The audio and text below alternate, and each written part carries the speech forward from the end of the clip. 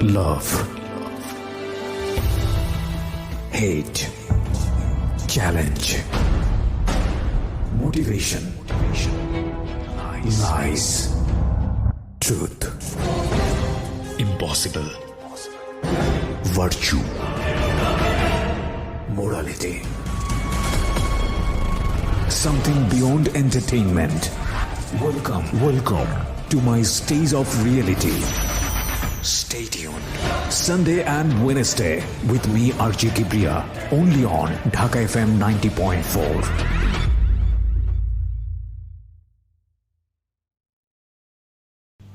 আসসালামু আলাইকুম, সবাইকে শুভেচ্ছা জানাচ্ছি ঢাকা এফএম এর অরিজিনাল ইউটিউব চ্যানেল থেকে www.youtube.com/dfm904। আপনারা সিক্রেটস এর আরেকটি এপিসোড শুনতে যাচ্ছেন, তবে শোনার আগে সবার প্রতি আমাদের বিশেষ অনুরোধ, আমাদের চ্যানেলটি সাবস্ক্রাইব করুন।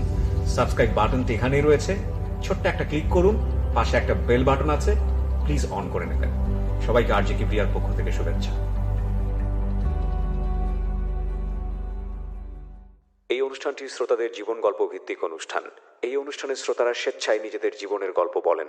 শ্রোতারা যা এখানে বলেন তা সরজমিনে ইনভেস্টিগেটেড নয়, সুতরাং সেদিক থেকে বিশ্বাস অবিশ্বাস একান্তই আপনার নিজের। সম্পূর্ণ বিনোদনমূলক এই অনুষ্ঠানটি আমাদের ব্যক্তি জীবনে কখনো কখনো শিক্ষণীয় ভূমিকা রাখে। এই অনুষ্ঠানে যারা আসেন স্বেচ্ছায় অংশগ্রহণ করেন। এই অনুষ্ঠানে কনফেস করবার পরে কিংবা জীবন গল্প বলবার পরে তার ব্যক্তি ও সামাজিক জীবনে কোনো বিরূপ প্রভাব পড়লে সেটার জন্য রেডিও কর্তৃপক্ষ দায়ী নয়। প্রতিটি অপরাধ এবং ভুল দাঁড়িয়ে থাকে গোপন কিছু ঘটনার উপর। আমরা সেই গোপনকে আনতে চাই সবার সামনে, যে গোপন আপনাকে অপরাধ কিংবা ভুলের মূল কারণ দেখিয়ে দেবে। আপনি হয়তো নতুন করে ভাবতে শিখবেন কিভাবে অপরাধ থেকে দূরে থাকা যায়। আমরা অপরাধীকে দোষী বলার আগে কেন সে দোষ করেছে সেটা দেখাই, যাতে আপনি আর সেই ভুল না করেন। আমরা অপরাধকে নিরুৎসাহিত করতে অপরাধ কিংবা কোনো ভুলের নির্মম পরিণতি দেখাই, যাতে আপনাকে আমরা সেই জায়গায় না দেখি। আমরা বিশ্বাস করি প্রতিটি মানুষই সম্ভাবনাময়। কাউকে তার ভুল বা অপরাধের শাস্তি দেবার আগে আমরা তার ভুলের পেছনের গোপন সত্য সবার সামনে বলার সৎ সাহসকে সম্মান জানাই, যাতে আপনি সেই ভুল থেকে বাঁচতে পারেন। শুরু হলো সিক্রেটস, সামথিং বিয়ন্ড এন্টারটেইনমেন্ট। প্রিয় শ্রোতা, আপনাদের সবাইকে আমন্ত্রণ জানাচ্ছি রবিবারের রাতে সিক্রেটস অনুষ্ঠানে। আমি আরজে কিবরিয়া এই মুহূর্তে আপনার সঙ্গী, এবং রাত 1টা অবধি আপনার সঙ্গে আমরা থাকবো।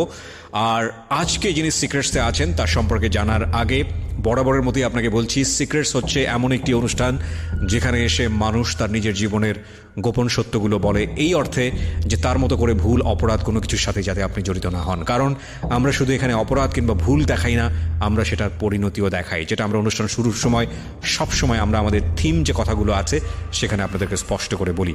যারা এই অনুষ্ঠানে অংশগ্রহণ করতে চান প্লিজ আমাদেরকে ফোন করবেন। আমাদের ফোন নাম্বার হচ্ছে 09611904904। আমি আবারও বলবো, বারবার বলবো এই নাম্বার। তবে তার আগে চলুন যিনি গেস্ট আছে তার সঙ্গে পরিচিত হই। হ্যাঁ, আপনার নামটা বলেন প্রথমেই। আমার নাম মোহাম্মদ রুবেল। রুবেল বয়স কত? 19 বছর। এই মুহূর্তে 19 বছর চলছে। জন্ম জেলা কোথায় আপনার? আমার বাড়ি হচ্ছে কুতুবদিয়া, আমাদের জেলা কক্সবাজার। আপনি কক্সবাজার থেকে আসছেন? না, আমি চিটাগাং থাকি। চিটাগাংয়ে থাকেন, মানে চিটাগাং থেকে আসছেন আপনি ঢাকাতে?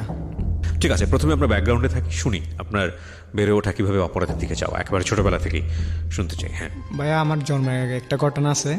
আমাদের কুতুবদিয়া একটা বন্যা হয়, তখন আমার একটা ভাই, আমার একটা বোন ওই বন্যাতে মারা যায়। বাবা কি করতো আপনার?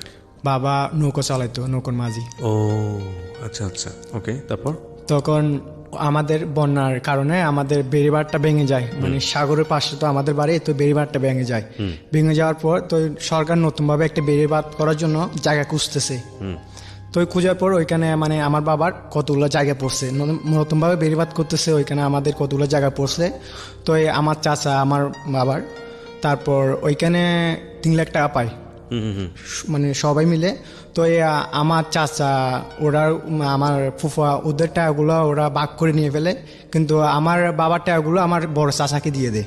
আচ্ছা আচ্ছা। তো এটা নিয়ে আমার মা প্রতিবাদ করছে, বলতেছে আমার ছেলে মেয়ে আছে, তাহলে মানে টাকাগুলা ওনাকে এখানে দিছেন, ওনাকে দিলে তো পরবর্তী পাবেন কিনা তো এটা তো বলা যায় না। আচ্ছা আচ্ছা। তো আমার মাকে ও মারছে, ঝগড়া হয়েছে, হওয়ার পর তারপর আমার জন্ম হয়।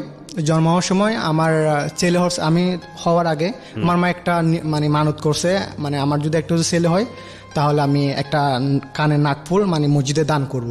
এটা আপনার মা মানত করেছে? জি জি জি। আচ্ছা। তারপর আমি জন্ম হই, জন্ম হওয়ার পর আমার মা ঠিকই মানে মানতটা সরাইছে, সরার পর আমার নানার বাড়ি থেকে একটা গরু দিছে আমাকে, মানে খুশি আর কি আমি ছেলে হয়েছি। তারপর আমার বাবা কি করছে, গরুটা বিক্রি করে আমার চাচাকে মানে টাকাগুলো দিয়ে দিছে। টাকাগুলো দেওয়ার কারণ হচ্ছে আমার বড় চাচার বড় মেয়ের বিয়ে হচ্ছে, তখন আমার চাচা থেকে টাকা ছিল না। তারপর আমার বাবা কি করছে, মানে করে মানে গরুটি বিক্রি করে মানে আমার টাকাগুলো মানে আমার চাচাকে দিয়ে দিচ্ছে। তো দিয়ে দেওয়ার পর আমার মা বলতেছে এটা তো আমার ছেলেকে দিছে আমার বাপুর বাড়ি থেকে, এটা তো এই গরুটা বিক্রি করার তো আপনার কোনো অধিকার নাই। আচ্ছা। তো আপনি কেন মানে গরুটি বিক্রি করছেন, আর বিক্রি করছেন ভালো কথা, টাকাগুলো কই? তো আমার বাবা বলতেছে টাকাগুলো আমার কাছে আছে। তো আমার বাবা বলতেছে কই আমাকে দেখান। তো ওইটা দিয়ে মানে এক পর্যায়ে ঝগড়া হয়েছে আমার বাবা মার সাথে। 1 মাস পর আমার মানে ওই ঘটনাকে নিয়ে আমার বাবা মার মধ্যে ডিভোর্স হয়ে যায়। ও, আপনার বয়স তখন কত? আমার বয়স ধরেন 1 বছরের কাছাকাছি হবে। আচ্ছা আচ্ছা, ওকে। তারপর ডিভোর্স হওয়ার পর আমার বাবা মা আলাদা হয়ে যায়। আমাকে কিন্তু আমার মায়ের কাছে দিচ্ছে না ডিভোর্স হওয়ার পর।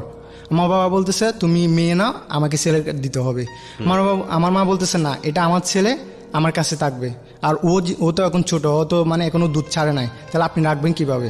তারপর ওইটা নিয়ে সালিশ হয়, কিন্তু আমার বাবা আমাকে দেয় নাই।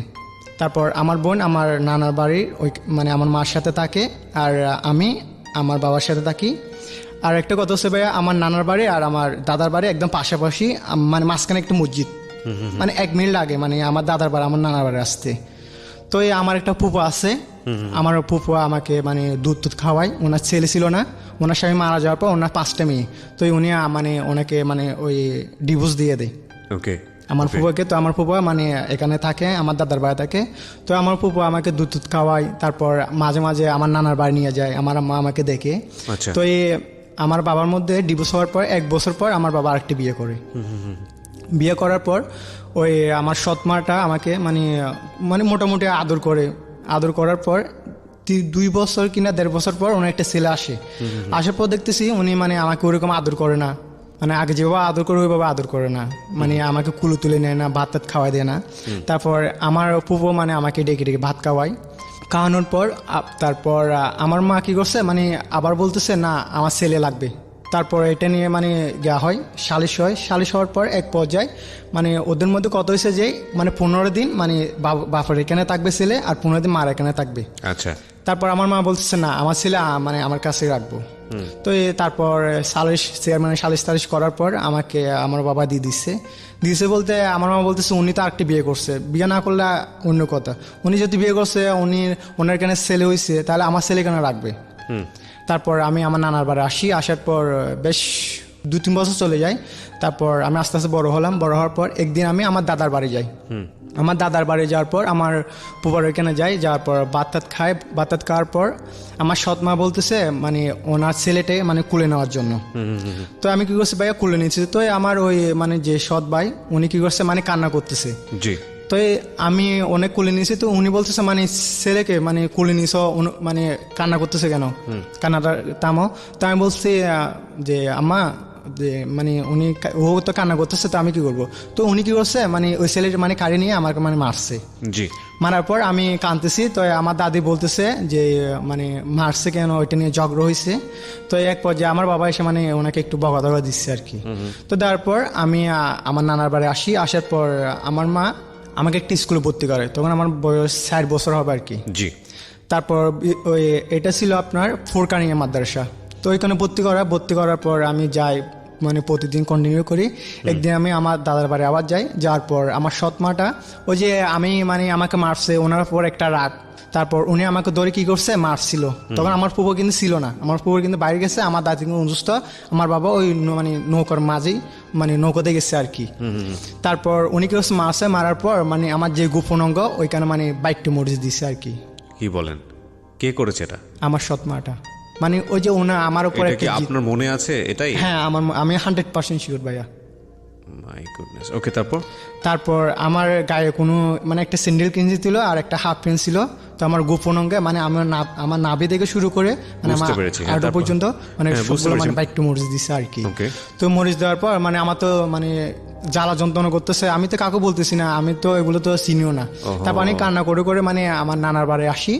আসার পর তখন আমার মা বলতেছে কান্না কেন করতেছস? তো আমি বলছি আমি তো তখন কিছু বলতে পারতেছি না। আমি বলছি না, আমাকে মারছে। কে মারছে? আমাকে মারছে।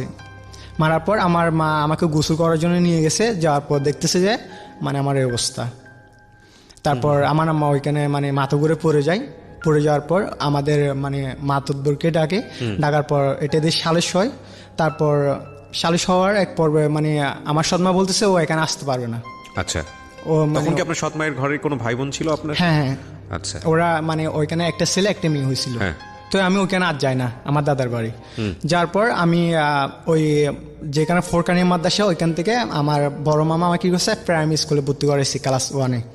তো প্রাইমারি স্কুলে ভর্তি করার পর মানে বৃষ্টির দিন আসার পর ওই আমার বড় মামার ছেলে মেয়ে আছে। তো সবাই কিন্তু ছাতা নিয়ে ভাইয়া স্কুলে যায়। আমি কি করি মানে ওই মানে আমার তো কোনো ছাতা ছিল না, ওই বড় বড় মানে কচু আছে না, জি, কচুর কতগুলো পাতা আছে বড় বড়, ওগুলো দিয়ে মানে আমি স্কুলে যেতাম মাথায় পড়ে। মাথার উপরে যাতে বৃষ্টি না পড়ে। হ্যাঁ হ্যাঁ, বৃষ্টি না পড়ে, বইগুলো যেন ভিজে না যায়, বুকের মধ্যে বইতে নিতাম। তো নেওয়ার পর একদিন আমার বড় মাকে বলতেছি যে মামা আমাকে একটা ছাতা কিনে দেন। তখন কিন্তু ভাইয়া ছাতা একটা দাম ছিল 50 টাকা তখনকার সময়। তো এই আমার বড় মা বলতেছে আচ্ছা ঠিক আছে, আমি তো বোর্ডে যাচ্ছি, তো আমি আসলে ছাতা একটা কিনে দিব। তো এটা কিন্তু আমার মামি কিন্তু শুনছে। তো শোনার পর তো আমার মা বলতেছে যে তোর তো বাবা আছে, তোর বাবাকে বল না একটা ছাতা কিনে দেওয়ার জন্য। তো আমি আমার বাবাকে বলছি, আমার বাবা বলছে আচ্ছা ঠিক আছে কিনে দিব। তখনই কিন্তু আমার বাবার সাথে কিন্তু সম্পর্ক আছে। ওই যে মানে দাদার বাড়ি যায় না, মাঝখানে দেখলে মানে কতগুলি। আচ্ছা। তো একদিন আমি স্কুলে যাই, স্কুলে যাওয়ার পর বৃষ্টি পড়তেছে, আমার বাবা কি করছে মানে বাজারে যাচ্ছে। আচ্ছা, তো আমি বলছি বাবা আমাকে একটা টাকা দাও, আমি চকলেট খাবো। তো আমার বলছে মানে আমার কাছে টাকা নাই। তো ওরকম বলে বলে আমি স্কুলে গেট পর্যন্ত গেছি, মানে গেট একটু আগে হবে মানে অতটুকু পর্যন্ত গেছি। আমাদের স্কুলটা ছিল মানে মেন রোডের পাশে আর কি। তো আমার বাবা কি করছে মানে বিরক্ত হয়ে কিন্তু মানে আবার মানে পিছনে আসছে, আমাকে তাড়া করছে। আমি আমার দাদার বাড়ি এখানে আসার পর আমার বাবা আমাকে ধরছে, ধরার পর মানে আমাকে আছাড় মারছে মাথা থেকে। আছাড় মারার পর আমার ফুফা দেখছে, আমার ফুফাটা কিন্তু আমার বাবার বড়। তো আমার বাবাকে গালাগালি করতেছে, করার পর এই যে আমার পা মানে এদিক দিয়ে মানে এখনো ফুলে আছে পাটা। তারপর এটাকে নিয়ে মানে আবার মানে ঝগড়া হয়েছে। তো আমার মা মানে আমাকে মারছে কেন টাকা বুঝতে গেলি। তারপর আমার মামারা আমাকে গালাগালি করতেছে যে এটা তো তোর বাবা না। তারপর আমার মা আমাকে বলতেছে আর কোনোদিন যাবে না। তো না যাওয়ার পর আমি ওদের বড় হওয়ার পর আমি কি করছি মানে আমার পরীক্ষা চলে আসে, ক্লাস 1-এর ফাইনাল পরীক্ষা। আমি কি করছি মানে পরীক্ষা না দিয়ে। আপনি তো তখন আপনার বাবা একটা বিয়ে করে ফেলেছে বুঝলাম। জি, জি। আপনার মা তখন আলাদা থাকতেন, আপনার মা তখন কোথায় থাকতেন? আমার নানার বাড়ি থাকে ভাইয়া। উনিও কি বিয়ে করেছেন তখন? না, না না, আমার মা বিয়ে হয়নি, তো আপনার- এখনো পর্যন্ত হয়নি। আচ্ছা, তো চলতো কিভাবে, কি করে আপনার ভরণ পোষণ চালাতো? মানে আমার নানার বাড়ি এখানে হ্যাঁ। ওই আমার বড় মামারা মানে নৌকর মাঝি। ওই টুকটাক যা দিত তা দিয়ে চলে যেত। হ্যাঁ, আমার মামারা মানে 4 জন আর কি। জি, তারপর? তো এই মোটামুটি আমার নানা বাড়ির অবস্থা একটু ভালো ছিল। আমার মা আমার মানে বাবার কাছে থাকা অবস্থায়ও আমার মানে আমাদের ফ্যামিলিটা আমার নানা বাড়ি থেকে চালাইতো। ওই যে আমার বাবা যা টাকা পেতো এগুলো মানে আমার চাচাকে দিয়ে দিই। ওকে ওকে, হ্যাঁ, তারপর? তো এই তখন আমি মানে বার্ষিক পরীক্ষা না দিয়ে আমি কিন্তু নৌকায় চলে যাই। মানে ছোট মানে ডেঙ্গি আর কি, মানে যেগুলো মানে ওই যে মাছ দেওয়ার জন্য যাই ডেলি, আমি ওইখানে যাই। মানে বইগুলো রাখছিলাম বলতে মানে জাল আছে না, জালের নিচে রাখছি বইগুলো। আচ্ছা, তো রাখার পর আমি নৌকা থেকে আসার পর আমার মা বলতেছে মানে স্কুলে গেছি কিনা। তো আমি কি করছি, আমি বলছি না মা গেছি, আমি স্কুলে গেছি। তো আমার বলছে মানে তোর পরীক্ষার প্রশ্ন কই। তো আমি তো আর পরীক্ষার প্রশ্ন দেখাতে পারতেছি না। তো আমাকে ওদিনকাল অনেক মারছে। মারার পর আমি কি করছি দূরে মানে এদিক দিয়ে চলে আসছি। আসার পর রাত্রে আর ওইখানে যাই না, একটা নৌকা ছিল মানে কুলের মধ্যে, নৌকার ঘুম যাওয়ার পর তারপর সকালে আমার মা আমাকে মানে কুচ করতেছে। কুচ করার পর ওই যে আমার ফুফা যে আমাকে ছোটবেলা যে পাশে, উনি কিন্তু আমাকে কিন্তু আবার কিন্তু সকালবেলা কিন্তু ওনার বাসায় নিয়ে গেছে, মানে আমার দাদার বাড়ি নিয়ে গেছে। আচ্ছা, নেওয়ার পর আমাকে গুসুসু করাইছে, গুসুসু করার পর আমাকে ভাত দিছে। ওই যে আমার সৎমা বলছে বাদামিকে এখানে কেন নামছেন, ওইরকম বলছে, মানে আমাকে বাদামে বলতেছে। হয়তো ওর তো এখানে আসার কোনো অধিকার নাই। ওকে। তো আমার ফুয়া বলতেছে হয়তো তোর বাড়িতে আসে নাই, আমার বাড়ি এনে আসছে। তারপর আমার ফুফু আমাকে গোসল করাইছে, গোসল করার পর আমাকে ভাত খাওয়াইছে, খাওয়ার পর আমি বাসায় আসছি, আসার পর আমি আর ওই বার্ষিক পরীক্ষা দিতে পারিনি। মানে আমি একটা গেছি একটার মধ্যে। কোন ক্লাসের বার্ষিক পরীক্ষাটা? ক্লাস 1 ভাইয়া। ক্লাস 1 এর, ওকে। জি, তো ওইখান থেকে আর মানে প্রাইমারি স্কুলে আমাকে ভর্তি করা নেই। তারপর আমি ওইখান থেকে চলে আসছি, আসার পর আমাকে আবার ওই যে আগে যে মাদ্রাসা পড়তাম ফোরকানিয়া মাদ্রাসা, ওইখানে আমাকে আবার ক্লাস 1 ভর্তি করেছি। ওকে, প্রিয় শ্রোতা, আমরা এই জায়গাটা একটা ছোট্ট বিরতি নেব। আর যারা এই অনুষ্ঠানে আসতে চান আমাদেরকে ফোন দেবেন, এবং ফোন নাম্বারটি হচ্ছে 09611904904। আমি আবারও বলছি 09611904904। আমাদের এই অনুষ্ঠানটি শুধু আমাদের এই অনুষ্ঠানটি না, আমি বলবো যে বাংলাদেশের রেডিওর একটা মাত্র অনুষ্ঠান, একটা না দুটো অনুষ্ঠান, বুধবার এবং রবিবার। এই দুটো অনুষ্ঠান যখন রেডিওতে প্রচার হয় তখন একই সময়ে ঢাকা এফএম এর ইউটিউব চ্যানেলে প্রিমিয়ার হয়, এবং ইউটিউবে শোনার সুবিধা হচ্ছে যে ওখানে একেবারে নন স্টপ চলতে থাকে। সো যারা ইউটিউবে আসেননি আমাদের ঢাকা এফএম এর ইউটিউবে, তাদেরকে আমি বলবো সাবস্ক্রাইব করে আমাদের বেল বাটনটি অন রাখার জন্য। আমাদের ঢাকা এফএম এর চ্যানেলটি হচ্ছে সবচেয়ে সহজ উপায় হচ্ছে আপনি ইউটিউবে গিয়ে ঢাকা এফএম 90.4 নামে সার্চ করলেই আপনি চ্যানেলটি পেয়ে যাবেন। এছাড়াও যদি আপনি অ্যাড্রেস বার দিয়ে যেতে চান তাহলে www.youtube.com/dfm904। আমি আবারও বলছি youtube.com/dfm904। সো আমরা ছোট্ট একটা বিরতির পর আবারও ফিরে আসছি, সাথেই থাকুন। Secrets. Something beyond entertainment.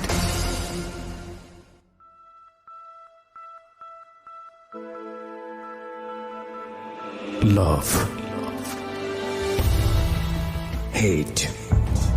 Challenge. Motivation. Lies. Truth. Impossible. Virtue.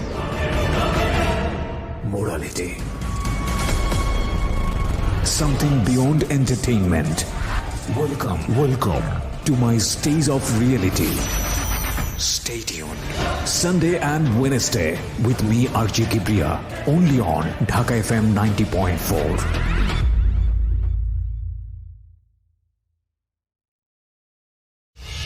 Secrets.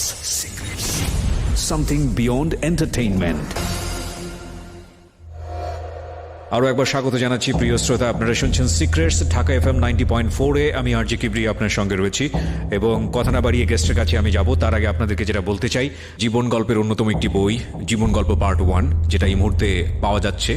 আপনারা যদি বইমেলা থেকে বইটি সংগ্রহ করতে চান তাহলে সংগ্রহ করবেন বর্ণপ্রকাশের 256 নম্বর স্টল থেকে।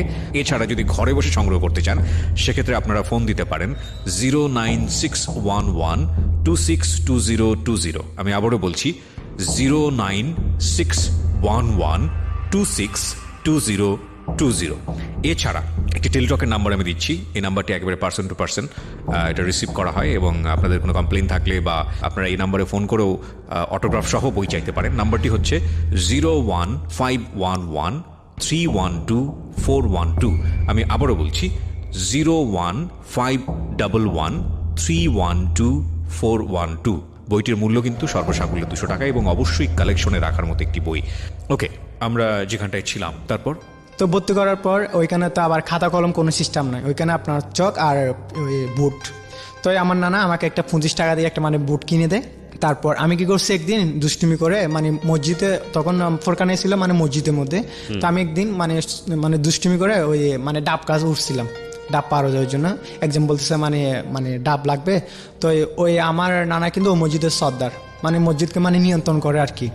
তারপর আমি ডাব গাছ উঠছি, ওড়ার পর ডাবটা পাঠিয়েছি, তখন আমাকে ওই মানে ওই ভাইয়াটা মানে 2 টাকা দেয়, মানে বলছে এগুলো দিয়ে চকলেট খেয়েও।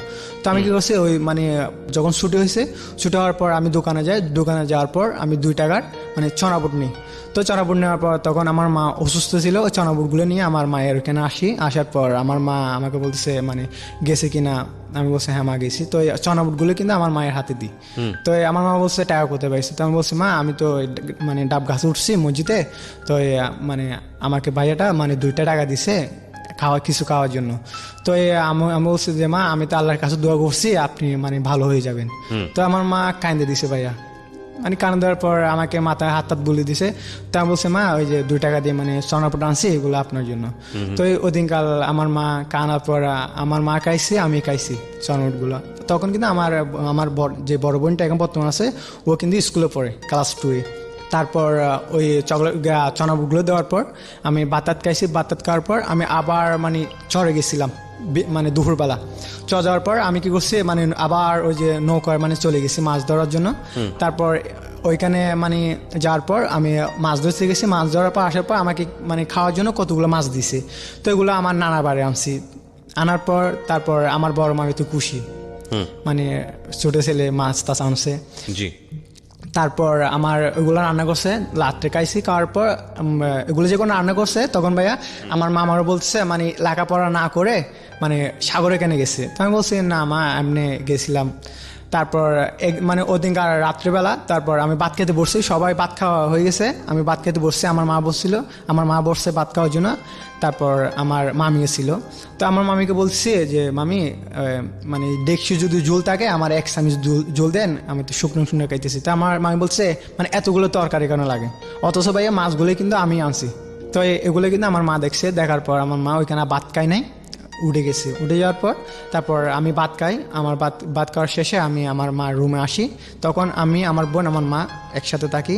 তো আমার মা আমার বলতেছে যে মানে তোদের তো অনেক কষ্ট, তারপর আমি যদি কোথাও চলে যাই তোরা কি কান্না করবি? তো আমি বলছি মা তুমি কোথায় যাবা, আর তোমার তো যাওয়ার মতন তো কোনো জায়গা নাই, আর তুমি গেলে আমরা কি করব। তো ওদিনকাল আমার মা আমাদেরকে মানে ওদিনকাল কিন্তু আমার মা সবচেয়ে মনে হয় বেশি আদর করছিল আমাদেরকে, আমি আমার বোনকে সবচেয়ে বেশি আদর করছিল ওদিনকাল। তারপর ফজর বেলা হয়েছিল, দেখতেছি আমার মা নাই। নাই মানে কোথায় গেছে? মানে আমার মা আমার একটা ওই খালার মাধ্যমে চট্টগ্রাম আসে ওদিনকার রাত্রি। আচ্ছা আচ্ছা। উনি কিন্তু ওই আমার মা কিন্তু ফজর আজান দিচ্ছে তখন কিন্তু বেরিয়েছিল, তখন আমার পাশের মানে একটা খালা কিন্তু দেখছে আমার মাকে। তো আমার মা বলতেছে মানে আমি যে যাচ্ছি আমার ছেলে মেয়ের জন্য আমি চট্টগ্রাম যাচ্ছি, তুমি কিন্তু কাউকে বলবা না, ওই মানে এটা আমি লাস্টে শুনতে পাই। আচ্ছা। তারপর সকালবেলা উঠে মা মানে আমি মানে খুঁজতেছি আমার আম্মাকে, তারপর দেখতেছি আমার মা নাই, তখন কান্না করতেছি। তারপর কান্না করার পর আমার বোনে কান্না করতেছে, কান্না করার পর আমার মা বলতেছে তোর মা হয়তো কোথায় বাইকে চলে গেছে কারোর সাথে, ওইরকম বলছে। তো বলার পর যাই এরকম। তারপর একদিন কি করছে, ওই যে আমার মা যে চট্টগ্রাম চলে আসছে, আমি কিন্তু এখন আমার দাদার বাড়ি আবার যাই। দাদার বাড়ি যাওয়ার পর মানে নষ্ট একটা গর্ত আছে আর কি, বাথরুমের ময়লা ওইগুলো মানে বাথরুমের যে ময়লাগুলো আছে ওইগুলো মানে ওই গর্তের মধ্যে জমে আর কি। তো আমি কি করছি, আমার দাদার বাড়ি পশ্চিমে একটা পুকুর আছে, পুকুরে কতগুলো কলা গাছ আছে, তখন কিন্তু আমি কিন্তু ভাইয়া ভাত খাই নাই। তারপর আমি কি করছি, ওই যে কলার তুর আছে না ভাইয়া, জি, এই কলার তুর খাওয়ার জন্য মানে ভাত কানে খিদে লাগছে, তখন ভাবতেছি একটা মানে কলার তুর নিয়ে খাবো। তো আমি কলা গাছ উঠছি, ওটার পর দেখতেছি ভাইয়া মানে কলার তুরটা মানে ভাঙছি, ভাঙার পর দেখছি মানে কলা গাছ সহ মানে আমি সহ মানে ওই পচা গাছটার মধ্যে পড়ে গেছি। আচ্ছা। গাতার মধ্যে পড়ে যাওয়ার পর আর ওই যে আমার বড় চাচা কিন্তু আবার কিন্তু আমাকে কিন্তু দেখছে, ওই যে উনি আবার ওই কত মানে কচুর শ্বাস করে আর কি জমিনে, উনি আমাকে দেখছে মানে আওয়াজ করছে, দেখছে, দেখার পর এরকম সহন করতে পারতেছি না, আমার মানে গলা পর্যন্ত ঢুকে গেছে আমি। তারপর আমি মানে চিৎকার আসি যে আমার চাচা কিন্তু আসতেছে না, আমার বড় চাচা, ওই যে আমার ফুফু কিন্তু আমাকে কিন্তু দেখছে, দেখার পর আমার দূরে আসছে, আসার পর দেখছে ওই যে বাথরুমে কতগুলো পোকা টোকা থাকে না, লেদা পোকা বলে যে, ওগুলো আমার মানে পুরো শরীরে হয়ে গেছে। তো এই আমার সৎ মা কেউ ধরতেছে না, আমার চাষা আছে, আমার নিজের বাবা পর্যন্ত আমাকে ধরতেছে না, মানে একটা দুর্গন্ধ বের হচ্ছে। তো আমার পুবাটা কি করছে, ওই যে ওনার 10 টাকা দিয়ে একটা সাবান আনে, সাবান আনার পর দোকান থেকে আমাকে গোসল করায়, গোসল করার পর আমাকে খাওয়ায়, খাওয়ার পর আমি কিন্তু তখন থেকে কিন্তু আমার দাদার বাড়ি কিন্তু থাকি, আমার নানার বাড়ি কিন্তু তখন কিন্তু কম থাকি, এই যে মাসে 1-2 বার ওইখানে যাই। যাওয়ার পরে কিন্তু রাত্রে চলে আসি, ওই যে আমার দাদির সাথে আর আমার পুবোর সাথে আমি থাকি। থাকার পর আমার মা একদিন কি করছে মানে ফোন করছে, জি, ফোন করার পর মানে বলতেছে মানে রুবেল কোথায় আর শাহিনুর কোথায়, আমার বোনের নাম হচ্ছে শাহিনুর। তো আমাকে মানে বলতেছে মানে তোর আমার ফোন করছে, মানে আমাদের ওই নানা বাড়ির মসজিদের এপাশে একটা স্কুল আছে, ওনার থেকে একটা নাম্বার নিয়ে গেছিলো ওই ম্যাডামের থেকে, ম্যাডামের কাছে ফোন করছে। তো ম্যাডাম মানে আমাদেরকে ডাকছে, ডাকার পর আমি তো কান্না করতেছি যে মা তুমি চলে গেছো, এখানে আমাদেরকে তো বার্তা দেয় না। কয়দিন পরে ফোন দিয়েছে? এই 2 বছর কিংবা 2.5 বছর। এর মধ্যে যোগাযোগই করেনি? এর মধ্যে মানে এখানে আসে নাই, তখন তো ভাইয়া ওইখানে মানে মোবাইল খুবই কম ছিল, মানে একদম কম ছিল। আর আমার মা তো, আপনারা তখন কুতুবদিয়াতে? হ্যাঁ, আমি কিন্তু কুতুবদিয়া, আমি আমার মা তখন চট্টগ্রামে। তো এই কল দেওয়ার পর আমি কান্না করতেছি, তো আমার মাকে সবকিছু বলছি যে মা আমি তো এরকম গাথার মধ্যে পড়ে গেছি, কেউ ধরছে না। তারপর আমার ফুফা আমাকে মানে ওই মানে পরিষ্কার টরিষ্কার করছে। আমি তো এখন আমার ফুফার সাথে থাকি, আমার নানা বাড়ি দিল, তো আমার বড় মামি তো আমার দিকে বর করে। তো আমার মা কান্না করে বলছে যে বাবা কি করবা, তোমার বাবা তো আমাকে তো সাইডে দিছে, তো এখন তো কি করবা, কষ্ট করে একটু চলো, আমি যদি এখানে যদি সুযোগ পাই তাহলে তোমাদেরকে এখানে নিয়ে আসবো, আমি তো এখানে তো একটা জব করতেছি। তারপর ওইখানে আমার ওদিনকাল আমার সাথে কথা বলার পর আমার ফুফাকে বলছি যে ফুফা আজকে তো মানে আমার সাথে কথা হয়েছে, আমার আম্মা নাকি চট্টগ্রাম গেছে, সবাই বলতেছে আমার আম্মা কোথায় চলে গেছে। তারপর আমার ফুফা বলতেছে আচ্ছা ঠিক আছে, আবার যদি কল দেয় তখন আমাকে বলবা। আমার ফুফা কি করছে, মানে ওনার নিজের টাকা দিয়ে আমাকে আবার স্কুলে ভর্তি করে, ওই প্রাইমারি স্কুলে ভর্তি করার পর আমি স্কুলে যাই।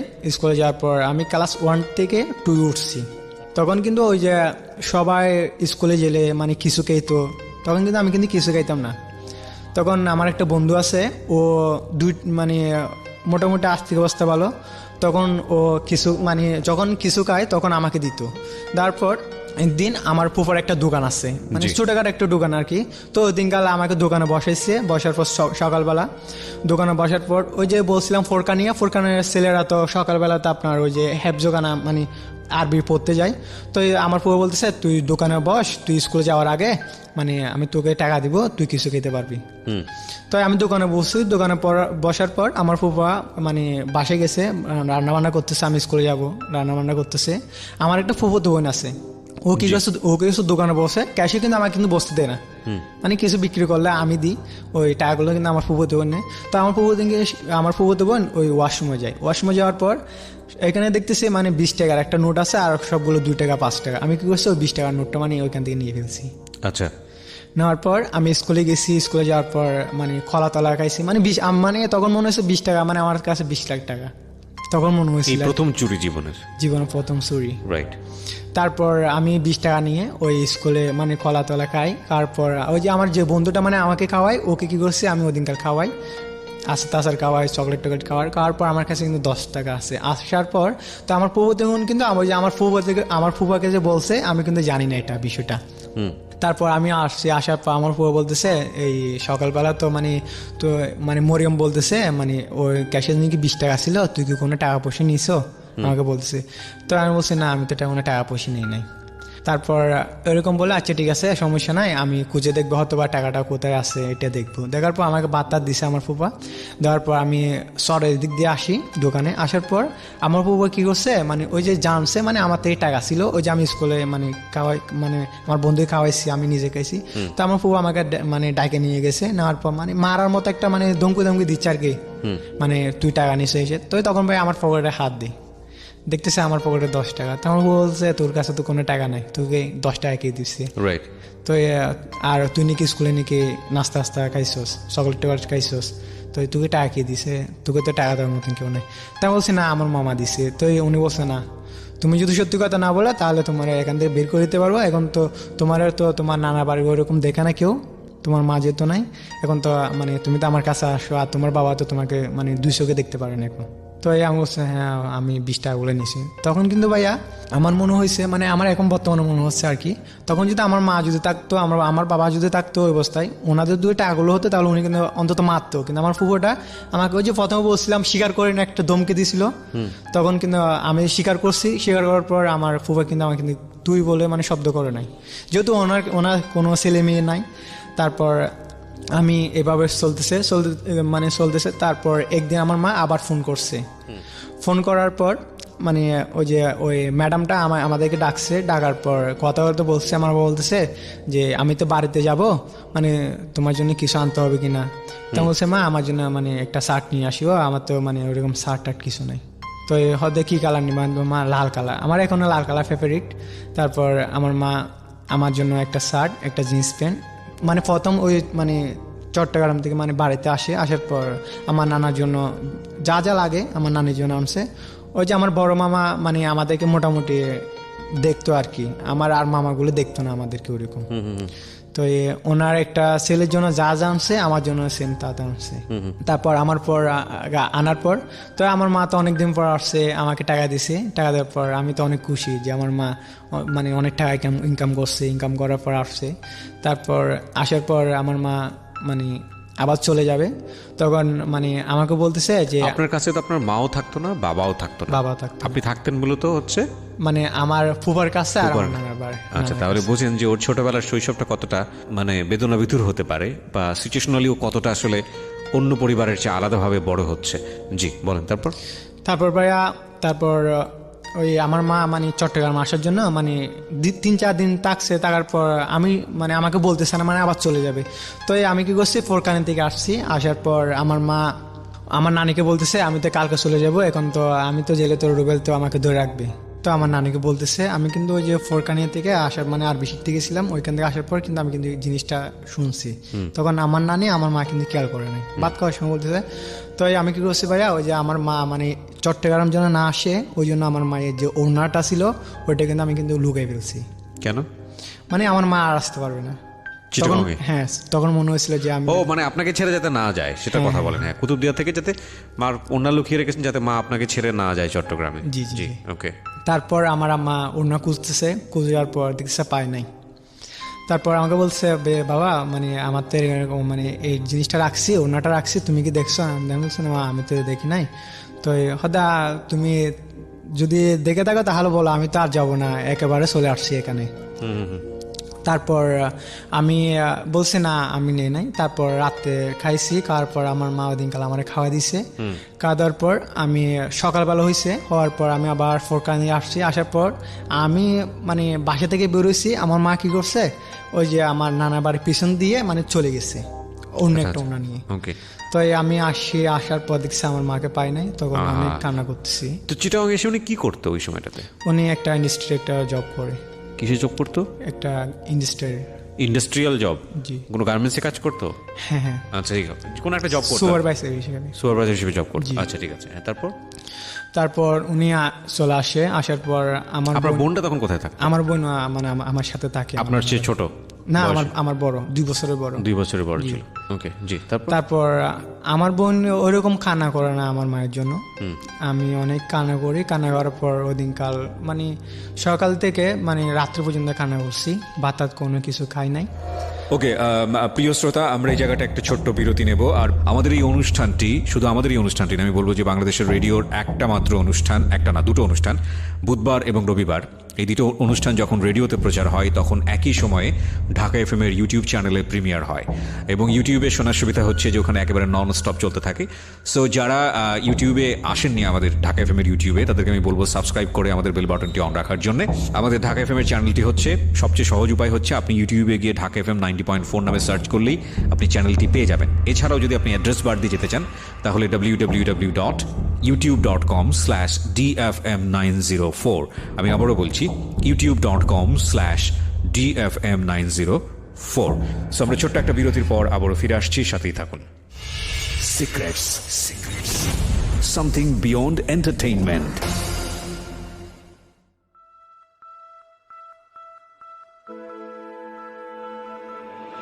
Love. Hate. Challenge. Motivation. Lies. Truth. Impossible. Virtue. Morality. Something beyond entertainment. Welcome to my stage of reality. Stay tuned. Sunday and Wednesday with me RJ Kibriya, only on Dhaka FM 90.4.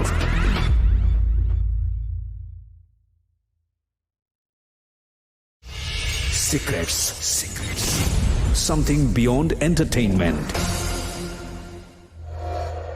আরও একবার স্বাগত জানাচ্ছি প্রিয় শ্রোতা, আপনারা শুনছেন secrets Dhaka FM 90.4-এ। আমি আরজি কিবরিয়া আপনার সঙ্গে রয়েছি এবং কথা না বাড়িয়ে গেস্টের কাছে আমি যাব। তার আগে আপনাদেরকে যেটা বলতে চাই, জীবন গল্পের অন্যতম একটি বই, জীবন গল্প পার্ট 1, যেটা এই মুহূর্তে পাওয়া যাচ্ছে। আপনারা যদি বইমেলা থেকে বইটি সংগ্রহ করতে চান তাহলে সংগ্রহ করবেন বর্ণপ্রকাশের 256 নম্বর স্টল থেকে। এছাড়া যদি ঘরে বসে সংগ্রহ করতে চান সেক্ষেত্রে আপনারা ফোন দিতে পারেন 09611262020। এছাড়া একটি টেলিটকের নাম্বার আমি দিচ্ছি, এই নাম্বারটি একেবারে পার্সন টু পার্সন এটা রিসিভ করা হয় এবং আপনাদের কোনো কমপ্লেন থাকলে বা আপনারা এই নাম্বারে ফোন করেও অটোগ্রাফ সহ বই চাইতে পারেন। নাম্বারটি হচ্ছে 01511312412। বইটির মূল্য কিন্তু সর্বসাকুল্যে 200 টাকা এবং অবশ্যই কালেকশনে রাখার মতো একটি বই। ওকে, আমরা যেখানটায় ছিলাম তারপর আমার নানি মানে চকলেট আনি দেয় দোকান থেকে, বিস্কুট দেয়, কোনো কিছু খাই নাই। তো বলতেছে হয়তো মানে গেছে আবার চলে আসবে, আমাকে বলতেছে মানে সান্ত্বনা দিচ্ছে আর কি। তো আমি বলছি না আমার মা চলে গেছে, এখন আর আসবে না, ওরকম বলে। তারপর 2-3 দিন চলে যায়, যাওয়ার পর আমার মা ওই যে ম্যাডামের কাছে আবার ফোন করছে। তো ম্যাডাম কিন্তু ওদিনকাল কিন্তু আমাদের কিন্তু আর কিন্তু দেয়নি, জি, মানে বিরক্ত হয়ে যায় যে এখানে বারবার ফোন করে। আমার মা ওদিনকাল আমাদেরকে আর পায় না, না পাওয়ার পর আমি আর কথা বলতে পারি নাই। তারপর আমি কিন্তু আবার আমার দাদার বাড়িতে আসি। তখন কিন্তু আমি কিন্তু তখন থেকে কিন্তু আমার একটা ঘৃণা চলে আসছে যে ওই যে আমি মানে কাজটা গর্তের মধ্যে পড়ে গেছি, আমার বাবা আমাকে ধরে নাই। তো তখন থেকে ভাবতেছি না এটা আমার বাবা না, আমি ওনাকে আর বাবা বলে ডাকবো না। আচ্ছা, তারপর আমার দাদি কিন্তু ওই সময় কিন্তু মারা যায়। ওকে, মারা যাওয়ার পর আমার মার পর আমার দাদি আমার কাছে সবচাইতে সম্বল ছিল, কেননা কেউ যদি আমাকে যদি মারতো আমার দাদি প্রতিবাদ করতো, আচ্ছা, আর কেউ যদি আমাকে যদি কিছু বলতো আমার দাদি মানে সবাইকে বকাবকি করতো। ভাত না খেলে আমার দাদিকে যেগুলো দিত, ভাতগুলো দিত, ওগুলো আমি আমার দাদি মানে ভাগ করে খাইতাম আর কি। তারপর 2 মাস পরে আমার মা আবার ফোন করছে ম্যাডামের কাছে। ফোন করার পর ম্যাডাম আমাদেরকে ডাকছে, ডাকার পর বলতেছে মানে কি রকম অবস্থা। তখন আমি কি বলছি ভাইয়া, না তুমি আমার মা না, আমি তোমার সাথে কথা বলবো না, তুমি আমাদেরকে ছেড়ে চলে গেছো না বলে আমরা মানা করছিলাম, তবু শুনো নাই। তারপর আমার বলছে যে বাবা এভাবে কথা বলো না, আমি তো এখানে আসছি টাকা ইনকাম করতেছি তোমাদের জন্য, আমি যদি টাকা ইনকাম না করি তাহলে তোমরা খাওয়া কি বাবা, তোমাদের তো নিজস্ব কোনো ঘর বাড়ি কিছুই নাই, যেহেতু তোমার বাবা আরেকটা বিয়ে করছে। তারপর ওইরকম বলে তারপর আমার মার সাথে কথা বলা শেষ হয়েছে। তো আমাকে বলছে যে মানে তোমার বড় আফা আসলে আমাকে একটা কল দিও, ম্যাডামের কাছ থেকে একটা মিস কল দিও। তারপর মিস কল দেওয়ার পর ধরে না, তখন কিন্তু আমার মা কিন্তু ফোন ইউজ করে না, ওই যে প্যাক্সের দোকান থেকে কল করছিল। জি, তো এই প্যাক্সের দোকান ধরছে, উনি ধরার পর বলতেছে যে মহিলা কল দিচ্ছে উনি তো চলে গেছে বাসায়, আপনারা মানে অন্যদিন কল দিয়েন, উনি আসলে আমি বলবো কল দিতে। জি, তারপর আমার বোন আমি আসলে আসি আমার নানার বাড়ি। আসার পর আমার ওইখানে ভাত খাওয়ার জন্য বসছি, দেখতেছি মানে ডেকের মধ্যে আর ভাত নেই, আমার মানে ওরা খেয়ে ফেলছে। তারপর দেখতেছি মানে কোনো কিছু খাই নাই, আমার বোন কিছু খাই নাই। তারপর আমি আমার ফুফার এখানে আসি, ওইখানে দিচ্ছি মানে আমার ফুফার ওইখানে কিন্তু ভাত নাই। তখন কিন্তু ভাইয়া 3টা বাজতেছিল। তারপর ওই যে আমি আবার কলা গাছ উঠছি, মানে কলা মানে কাঁচা কলার তুর খাবো, কলার তুর আর কি। তো ওই কলার তুর পারার পর ওদিন আমার ভাগ্য ভালো, মানে কলা গাছ আর ভাঙে নাই। তারপর কলার তুর খাইছি, তারপর মুখ টুক একদম কষ হয়ে গেছে। আবার ওই যে মানে নদীর এখানে যায়, সাগর পাড়ে যায়, যাওয়ার পর একজনে মানে মাছ কিনতেছে। মাছ কেনার পর উনি বলতেছে যে আমার মানে মাছগুলো বাসায় দিয়ে আসো, আমি তোমাকে 3 টাকা একটা মানে ডানিশ দেবো আর কি, বন দিব। ওনার বাড়িটা ভাইয়া ধরেন 2 কিলোমিটার হবে। তো আমি কি করছি, ওই যে একটা মানে বাতাত কিছু খাই নাই, মানে অনেক খিদে লাগছে। তো আমি কি করছি মানে ওনার মাছগুলো মানে ওইখানে দিয়ে আসি ওনার বাসায়। তারপর উনি আমার একটা বন দেওয়ার পর ওইটা খাই। তারপর আমি আবার রাত্রিবেলা বাসায় আসার পর আমার মামি কি করছে মানে আমার গালাগালি করতেছে, মানে সারাদিন কোথায় গেছে কি করছে। তারপর আমি আবার মানে বাসা থেকে বেরিয়ে চলে আসি। আসার পর ওই যেখানে প্রথমে একবার তাকছিলাম নৌকায়, ওইখানে তাকার পর সকালবেলা আমার ফুফা আমাকে মানে খুঁজতে গেছে, যাওয়ার পর আমাকে নিয়ে আসছে ওইখান থেকে, গোসল করাইছে, করার পর আমাকে ভাত খাওয়াইছে। তারপর ঘুম যাওয়ার পর আমি আবার আমার নানার বাড়ি আসি।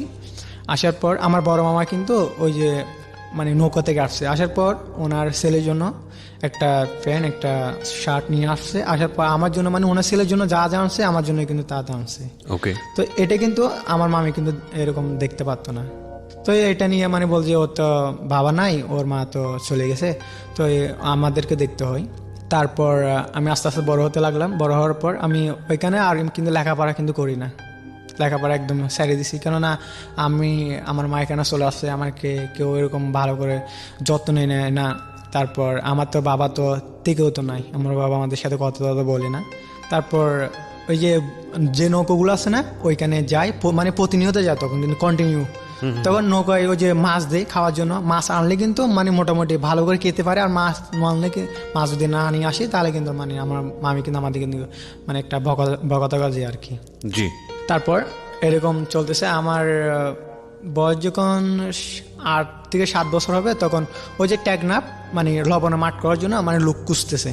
তারপর আমি কি করছি, আমার একটা মামা আছে ট্যাংনাপ যাবে, তো আমি ওনাকে বলতেছি যে মামা আমি তো ট্যাংনাপ যাব, আমি এখানে কেউ তো আমাকে এরকম দেখে না। ওইখানে কিন্তু ভাইয়া যাই মানে 6 মাস 7 মাসের জন্য। তো আমি ট্যাংনাপ চলে আসি লবণের মাঠ করার জন্য। আসার পর ওইখানে ওনার কাছে থাকি। তারপর সপ্তাহে মানে আমার থেকে একলা বাসে থাকতে হতো। একা বাসায় থাকতে হতো? হ্যাঁ, সপ্তাহে মানে আমরা 3 জন থাকতাম একটা বাসার মধ্যে। তারপর মানে সপ্তাহে মানে 2 দিন ওর পালা থাকে, 2 দিন ওর পালা থাকে, মানে ভাতটা তো আমার থেকে রান্না করতে হতো। তারপর আমি একদিন কি করছি, মানে বাজারে আসি, আসার পর ওইখানে মুভি টুভি দেখি, দেখার পর আমি আবার চলে আসি। আসার পর ওরকম করতে করতে মানে ওইখানে মানে সিজন শেষ হয়ে গেছে, মানে লবণের সিজন শেষ হয়ে গেছে। আচ্ছা, ওই যে সেনাবাহিনী যে মানে আমাদের বাসার পাশে একটা ক্যাম্প ছিল সেনাবাহিনীর, তো ওই যে সেনাবাহিনীকে দেখতাম, মানে একটা নিজের মধ্যে একটা মানে আসছে আর কি, মানে স্বপ্ন আসছে যে আমি একদিন এরকম হব, সেনাবাহিনী হব। তারপর ওইখান থেকে আসি, আসার পর মানে ওই যে আমাকে, আমি যে ওইখানে যে 6 মাস ছিলাম, আমাকে কিন্তু 5,000 টাকা দিছিল। জি। 5,000 টাকা কাজ কি ছিল আপনার? কাজ ছিল এই যে মানে লবণ, ওই পলিটিন আছে না লবণগুলো, ওইগুলো মানে 12 ভরে দিতাম, তারপর রান্না বান্না করতাম, তারপর বাসে থাকতাম, এগুলো আর কি। মানে ওরা যা করতো কাজ আমি তা করতাম, কিন্তু আমি ছোট, ওরা বড় আর কি, ওদের মতন করে কাজ কাম করতাম। তারপর ওইখান থেকে আসি, আসার পর আমাকে মানে 6 মাসের মজুরি 5,000 টাকা দেয়। আচ্ছা। তারপর ওই টাকাগুলো কি করছি, আমার নানাকে দিছি। তারপর আমার কিন্তু 2-3 মাস কিন্তু অনেক ভালো ছিল, মানে কেউ ভাত খেলে কেউ কিছু বলতো না, ঠিক টাইমে ভাতটা দিত, সালান টালান রাখতো। রাখার পর আবার ওই যে মানে মৌসুম চলে আসছে, মানে লবণের শ্বাসের আর কি, তখন আমার আফন শাশুতো ভাই কিন্তু লবণের মাঠ করার জন্য টেকনাফ যাবে। যাওয়ার পর উনি গেছে ওইখানে লবণের মাঠটা নিছে। ওইখানে কিন্তু ভাই একটা নিয়ম কি জানেন, মানে আগে থেকে মানে বুকিং দিতে হয় যে, তো উনি যাওয়ার পর বুকিং দিকে দিছে। যাওয়ার পর আমি কিন্তু জানি না, ওই যে আমার শাশুতো ভাইয়ের সাথে আমার বাবা গেছে যে লবণের মাঠ করতে। জি। তারপর ওনারা প্রথমে চলে গেছে, 1 মাস পর আমার শাশুতো ভাই এখানে আসছে। আসার পর একটা লোক লাগতেছে, লোক লাগবে বলতে ওনার আমার শাশুতো ভাই মানে অনেক মানে বড় করে নিছে আর কি, প্রায় 20 কানি নাকি 25 কানি লবণের মাঠ করবে। ওনার 4-5 জন মানে হেল্পার আছে আর কি। জি। তারপর আমাকে বলছে মানে তুই যাবি কিনা, তুই তো এর আগে তো একবার গেছস, যাবি কিনা? তা বলছি হ্যাঁ যাবো। তখন আমার শাশুতো ভাইয়ের সাথে আসি টেকনাফে। আসার পর আস্তে আস্তে আমাদের রাত হয়ে যায়, প্রায় 12টা হয়ে যায়। তখন বাসায় আসি, আসার পর দেখতেছি ওইখানে আমার বাবা, মানে যেখানে দেখার কথা না আর কি, হঠাৎ করে। হঠাৎ তখন তো মানে আমার মাথাটা ঘুরে গেছে। তারপর আমার শাশুতো ভাইকে গালাগালি করতেছে, ওকে কেন আনছে এখানে। তারপর আমি কিন্তু আমার বাবার সাথে কিন্তু কথা বলি না ওইখানে। তারপর আমার মানে আমাদের বাড়ির পাশে একটা লোক ছিল, তো আমি ওনার সাথে থাকতাম রাত্রে। তারপর মানে ওরকম চলে যায় 2-3 মাস যাওয়ার পর আমি কিন্তু আবার কিন্তু ওই যে বাজারে যাই, মূলত মেশিনের মালপত্র, তারপর আপনার কারেন্সি এগুলো, তারপর বাজার তাজা যা লাগে ওগুলো আমি কিন্তু নিয়ে আসতাম। আমার কিন্তু ওখানে কিন্তু কোনো কষ্ট করতে হতো না, মানে বাদটা তো কোনো কিছু রানতে হতো না, আর মানে কোনো কিছু করতে হতো না। ও দুপুরবেলা হলে জায়গায় জায়গায় মানে বাস দিয়ে মানে ভাতগুলো দিয়ে আসতাম আর কি। তারপর একদিন আমার বাবা বলতেছে মানে এখান থেকে চলে যেতে। তো আমি বলছি আচ্ছা ঠিক আছে, আমি কেউ যদি এখান থেকে যদি বেড়াতে যায় তাহলে আমি ওদের সাথে চলে যাব। ওই যে আমি যে আমার বাবার সাথে থাকি, আমি তখন কিন্তু আমার বাবা কিন্তু আমি যে 2-3 মাস ছিলাম ওইখানে আমার বাবার সাথে, আমার বাবা নিজ পকেট থেকে আমাকে মনে হয় 2 মাসে একটা টাকা মনে হয় কিছু কিনে দেয় নাই। ওই আমার নানার বাড়ির পাশে একটা মামা আছে, উনি বাজারে গেলে আমাকে নিয়ে যেত, নিয়ে যাওয়ার পর উনি যা খেত আমাকে দিত। তারপর ওই যে আমার চাচাতো ভাই যার মাধ্যমে গেছি। একটা জিনিস আমরা বুঝতে পারছি প্রিয় শ্রোতা, খণ্ড খণ্ডভাবে ওর শৈশব জেনে, সেটা হচ্ছে যে ও যে সিচুয়েশনে বড় হয়েছে সেখানে আসলে পিতৃ আদর ছিল না, মায়ের আদর ছিল না। একটা কথা বলে যে আসলে এ বাড়ি তো ও বাড়ি, এই ঘর তো ও ঘর, না আছে গাইডেন্স, না আছে মনের শখ পূরণ। ছোট একটা বাচ্চা সে কোনো লজিক বুঝবে না, কিন্তু এই ধরনের বাচ্চাদের সাধারণত যেটা হয় অনেক কষ্ট নিয়ে বড় হয়, কিন্তু অনেক বেশি রিয়েলিস্টিক হয়। তো ওর শৈশবটা আসলে অনেক নিডি একটা শৈশব, ঠিক আছে। মায়ের স্নেহ, বাবার স্নেহ কোনো কিছুই সে ঠিক মতো পায়নি, বরঞ্চ যেসব ঘটনা ওর জীবনে ঘটেছে 19 বছরে, এগুলো তো আসলে এই চোখ বন্ধ করলে কিছুদিন আগের ঘটনা ওর জীবনে। সেই রকম একটা শৈশব থেকে ও আসলে কোন ধরনের অপরাধের দিকে গেছে সেই জায়গাটা একটু নিয়ে আসা। এবং একই সাথে আপনাদেরকে একটা কথা বলতে চাই যে ওকে আমরা আজকে কেন সিক্রেটসে নিয়ে এসেছি এই ভুলটা বা এই অপরাধটা স্বীকার করানোর জন্যে, সেটা হচ্ছে যে ও যে অপরাধটা করেছে বা যে ভুলটা করেছে সেই ভুলটা কতটা ভাইরাল হলে, কতটা মানে কি বলা যেতে পারে স্ট্রেংথ থাকলে যে সমাজের এই শ্রেণীর একটা মানুষ বা এই শ্রেণীর একটা ছেলের কাছেও এই ভুলটা যেতে পারে, and it's one kind of digital অপরাধ। আমি মনে করি ডিজিটাল অপরাধ এই কারণে যে কারণ এটা এই অপরাধ করতে হলে ইন্টারনেট লাগে, এই অপরাধ করতে হলে আরও অনেক কিছু লাগে। আমরা একটু ধীরে ধীরে ওর কাছে সেই জায়গাটাতেই যাব। জি বলুন। তারপর ভাইয়া, তারপর ওই যে আমি যার মাধ্যমে টাইনাপ গেছি, আমার শাশুড়ো ভাই, উনি কিন্তু আমাকে কিন্তু একটা বাঘের দোকান দিছে যে আমি বাজারে গেলে ওইখানে খাবো, টাকাগুলো উনি দিবে। তারপর ওনার কথা ছিল মানে 10 টাকা খেতে। তো একদিন ভাই আমি কি করছি, মানে 14 টাকা খেয়ে ফেলছি। মানে 2টা পরোটা, একটা হালুয়া খাইছি, একটা চা খাইছি, 14 টাকা। 4 টাকা বেশি খেয়ে ফেলছেন? হ্যাঁ, 4 টাকা বেশি খাইছি। তো উনি এখানে বাসায় এসে কিন্তু গালাগালি করতেছে আমাকে, মানে 4 টাকা এখানে বেশি খাইছে। তারপর উনি আমাকে পাঠা দিছে। পাঠা দেওয়ার পর আমি কিন্তু 3 মাস ওইখানে ছিলাম। পাঠা দেওয়ার পর আমাকে উনি টাকা পয়সা দেয় না। আমার শাশুড়ি বাসায় চলে আসি, আমাকে একটা লুঙ্গি আর একটা শার্ট দেয়। ওই শার্ট আর লুঙ্গি নিয়ে আমি ওই দিনকাল আমার নানার বাড়িতে আসি। আসার পর ওই যে আমি যে গেছিলাম আমার শাশুড়ি ভাইয়ের সাথে, আমি কিন্তু কাউকে বলে যাই নাই। শুধু আমার শাশুড়ি ভাই আর ওই যে আমার বাবা আর ওইখানে যারা থাকে ওরা জানতো, আর কেউ জানতো না। তো আমি আসছি, আসার পর আমার নানা কান্না করতেছে, মানে মনে করছে আমি কোথায় হারিয়ে গেছি বা কোথায় চলে গেছি। তারপর আমি সব কিছু বলছি, বলার পর বলছে মানে টাকা পয়সা দিছি কিনা। তাই আমি বলছেন আমাকে কোনো টাকা পয়সা দেয় না, একটা লুঙ্গি আর একটা শার্ট কিনেছে। তো এই লুঙ্গিটা ভাইয়া অনেক ছোটো ছিল, মানে আমার পছন্দ হয়েছে নিয়েছি, কিন্তু লুঙ্গিটা অনেক ছোট, মানে আমার চাইতে অনেক 2-3-4 বছরের ছোট ছেলের লুঙ্গি। তারপর আমি নিয়েছি। তো নেওয়ার পর আমার বলতেছে যে এক বৃহৎ একটা লুঙ্গি, এটা কি কিনে দিছে। তারপর ওইগুলো কিন্তু বাইরে ফেলে দিছে লুঙ্গিটা। আচ্ছা, আমার নানা। তো ফেলে দেওয়ার পর আমি ওইখান দিয়ে নিছি। নেওয়ার পর আমি পড়তেছি, এরকম করতে করতে আমার মা, মানে আমি যে ওইখানে গেছি, টাইনাপ গেছি, ওইখানে মাঝখানে কিন্তু আমার মা কিন্তু অনেকবার কল দিচ্ছে, আমাকে পায় না। আমার বোনের সাথে কথা বলছে। তারপর একদিন আমার মা কল দিচ্ছে, আমার মায়ের সাথে কথা বলছি, মানে এতদিন কোথায় ছিলাম, কি করছি, কোথায় গেছি, তো আমি সব কিছু বলছি। তো আমার মা কিন্তু মানে আমাকে গালাগালি করতেছে যে যেখানে মানে তোর বাবা তোদেরকে দেখে না, তো তোর বাবার সাথে কেন গেছিস। আমি বলছি না মা, আমি তো মানে যাই না, আমি ওই নাজাম ভাইয়ের সাথে গেছি, তো ওইখানে যে আমার বাবা আছে তখন তো আমি তো জানতাম না, তো আমি এখান থেকে চলে আসছি। আমি এরকম চলতেছি। আমার মা কিন্তু ওই যে আমাদের জন্য কিন্তু আমার কিন্তু টাকা পাঠায়, 1 মাস বাদে টাকা পাঠায়। আর আমার একটা মানে আমার নানার বাড়ির পাশে আমার একটা নানা আছে, উনি একটা মোবাইল ইউজ করে। ওনার কাছে সপ্তাহে মাসে ওরকম হয়তোবা 2-3 দিন পর পরে কল দেয়, আমাদের সাথে কথা বলে। তারপর এরকম ভাইয়া চলতেছি। তো একদিন আমার মা ফোন করে বলতেছে মানে আমাদেরকে, মানে আমার মায়ের কাছে ব্যানার মানে দেখতে আসার জন্য আমার মায়ের কাছে। তারপর আমি আমার বোন এখানে চট্টগ্রাম আসি প্রথম। জি। আমাদের সাথে আমার একটা মামাতো বোন আছে, আমার বড়, আমার মানে বোনের বয়সে, ও সব আসে 2009 সালে আসি চট্টগ্রামে। ওকে। আসার পর আমার মা আমাদেরকে রিসিভ করার জন্য আসছে।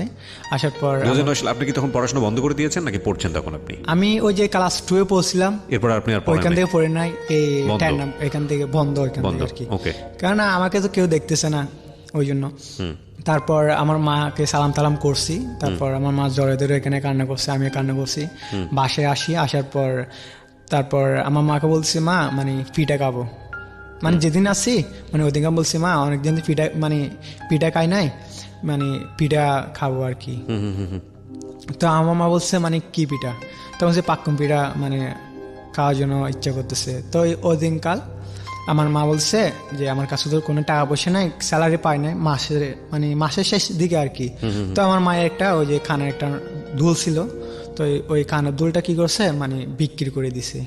বিক্রি করার পর ওই যা টাকা পাইছে, পিঠা বানাইছিল ওই দিনকাল, তারপর মাছ আনছিল, মুরগি আনছিল। তারপর আমাকে বলছে যে বাবা মানে পেট ভরে খাও, যেহেতুগুলো খেতে পারো খাও। তো দিনকাল মানে পিঠে খাইছি, খাওয়ার পর ঘুমটুম গেছি। যাওয়ার পর মানে 1 সপ্তাহ হয়ে গেছে আমার মার ওইখানে আসি। তো আমার মামা বোন কিন্তু ও কিন্তু মানে পড়ালেখা করতেছে, ওর সামনে ক্লাস 5 পরীক্ষা, তো ও চলে আসতেছে। তো আমার বোনকে বলতেছে মানে যাবে কিনা থাকবে, তো আমার বোন বলতেছে যে না আমি যাব না আর ওইখানে। তো আমার মামাতো বোনকে পাঠিয়ে দিছি, আমি আমার মা আমার বোন আমরা ওইখানে থাকি। তারপর আমার মা আমাকে একটা স্কুলে ভর্তি করায়, মানে ইউসেফি স্কুল আর কি, কারিগরি শিক্ষা। জি। তারপর ওইখানে ভর্তি হয়, কিন্তু মূলত কিন্তু ভর্তি কিন্তু আমার মা কিন্তু করায় নাই। আমার নিজে থেকে মানে সাহস হয়েছে যে আমি স্কুলে পড়বো। তারপর আমাদের কুতুবদিওয়ালা একটা মানে ছেলে আছে আমাদের বাসার ওইখানে থাকে, তো ও কি করছে ওইখানে পড়ে, ওই স্কুলে পড়ে। তারপর ওর সাথে কথা বলছি, ও আমাকে বলছে আচ্ছা ঠিক আছে সমস্যা নাই, ভর্তি করাই দিব। তারপর আমি প্রথম দিন যাই স্কুলে ভর্তি করার জন্য, যার পর স্যাররা কিন্তু আমাকে এনে নিচ্ছে না ক্লাস 3-তে, বলছে অনেক বড়। আচ্ছা, আমাকে বলতেছে বয়স বেশি হয়ে গেছে এই কারণে ভর্তি করাবে না। হ্যাঁ বয়স বেশি হয়ে গেছে, আমাকে বলছে না আবার এখানে মানে ক্লাস 3-তে হবে না। তারপর আমি বলছি আচ্ছা ঠিক আছে স্যার এখন কি করা যায়, হলে ক্লাস 6 থেকে পড়তে হবে। আচ্ছা, তারপর আমি বলছি আমি তো ক্লাস 5-এ পরীক্ষা দিয়ে নাই, আমি কিভাবে মানে ভর্তি হব। তো ও বলছে না সমস্যা নাই, মানে ভর্তি হওয়া যাবে। মানে ডাইরেক্ট ক্লাস 6-এ ভর্তি করে? ডাইরেক্ট ক্লাস 6-এ ভর্তি করে। ক্লাস 3 পর্যন্ত পড়া ছিল আপনার, তো 3টাও কমপ্লিট করেন নাই, ওখান থেকে হচ্ছে হলো আপনার ক্লাস 6-এ। তো বলা চলে যে আসলে ক্লাস 2 থেকে ক্লাস 6-এ। জি প্রিয় শ্রোতা, আমরা এই পর্যায়ে ছোট্ট একটা বিরতি নেব। আপনারা শুনছেন secrets with me RJ Kibria, Dhaka FM 90.4-এ। Secrets. Something beyond entertainment.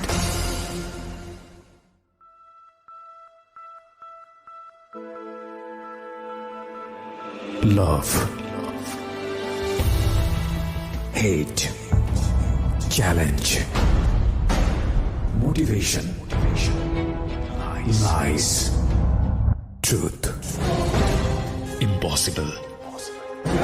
Virtue. Morality. Something beyond entertainment. Welcome to my stage of reality. Stay tuned. Sunday and Wednesday with me RJ Kibriya, only on Dhaka FM 90.4.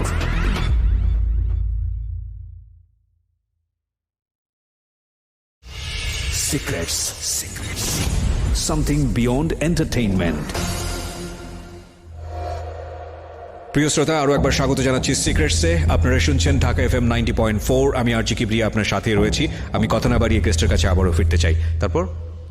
তারপর ওইখানে ভর্তি হই। ভর্তি হওয়ার পর আমি continue স্কুলে যাই।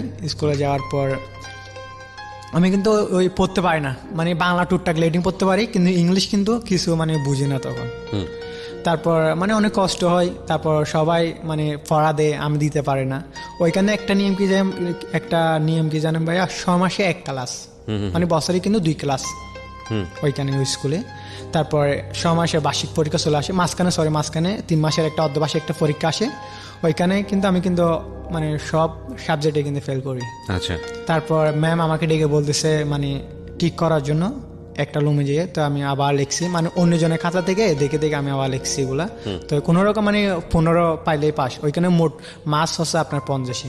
আচ্ছা, মানে কোনো রকম 15 মানে তুলছি। তোলার পর ওইখানে মানে ক্লাস 6 থেকে 7-এ উঠছি। ওঠার পর আমার মা কি করছে, একটা ফুলের দোকান আমাকে মানে দিয়ে দেয় আর কি, মানে এখানে জব করার জন্য। জি, আমি ওইখানে ফুলের দোকানে জব করি। তখন কিন্তু 2009 সাল মানে শেষ হবে, 10 সাল আসবে। ওই ফুলের দোকানে মানে জব করি। তো তখন কিন্তু আমার কিন্তু বেতন ছিল মাত্র 500 টাকা। আচ্ছা, আমাদের ফ্যামিলিটা মানে মোটামুটি তখন বলতে গেলে মানে অনেক সুখের একটা পরিবার ছিল আর কি। তারপর ওইখানে চাকরি করি। তারপর আমার মা একদিক যে জব করে, আমার বোনের জব করে। তারপর আমার পরীক্ষা আসার পর আমি পরীক্ষা দিই ক্লাস 7-এ। ওইখানে কিন্তু আবার ক্লাস 7-এ কিন্তু আমি ভালোভাবে মানে সব বিষয়ে পাস করছি। পাস করার পর ক্লাস 8 উঠছি। 8 হওয়ার পর আমার কিন্তু কোচিং করতে হবে। আবার ওদিক দিয়ে কিন্তু আমি কিন্তু দোকানে কিন্তু থাকি, রাতে কিন্তু পড়তে পারি না। ওই দোকানে মানে বই নিয়ে আসার পর ওইখানে পড়ি। আর ইংলিশ তো টোটালি জানি না বলতে গেলে। তখন আমার একটা পরিচিত একটা মামা ওই দোকানে আসে, উনি কিন্তু চিটাং বাস সিটিতে পড়ে। তো আমি মামাকে বলছি, মামা যে আমার তো সামনে ক্লাস 8-এর পরীক্ষা, তারপর আমি তো কিছুতে জানি না মামা, তো আমাকে কিছু শিখাবেন আর কি। তো মামা বলছে আচ্ছা সমস্যা নাই, তুমি ফ্রি থাকলে দোকানে বই নিয়ে আসিও, আমি তোমাকে শিখাবো। আচ্ছা। তারপর আমি ওইখানে মানে মামার সাথে মোটামুটি আমাকে হেল্প করে। তারপর ওই যে আমি যে দোকানে চাকরি করি, ওই যে আমি বিয়ে বাড়িতে যাই স্টেজ সাজানোর জন্য।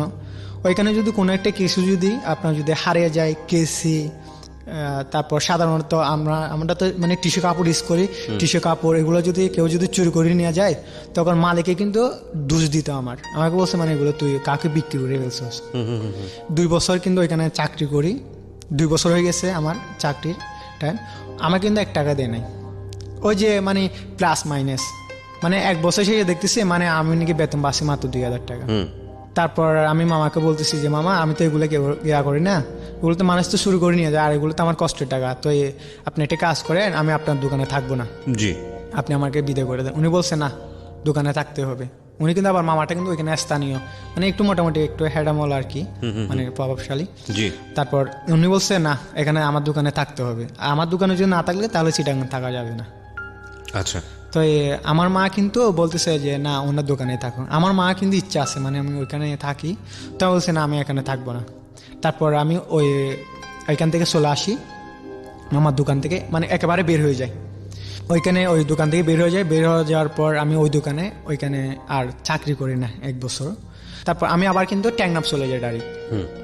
ট্যাংনাপ চলে যাওয়ার পর ওইখানে মানে 15,000 টাকা দিয়ে আমি মানে যাই, 3 মাসে কন্ট্রাক্ট। জি। তো আমি ওইখানে 1 মাসে যাওয়ার পর বাইরে দেখতেছি ওইখানে মানে অনেক জঙ্গলের ভিতরে থাকতে হয়, বাসাটা অনেক জঙ্গলের ভিতরে।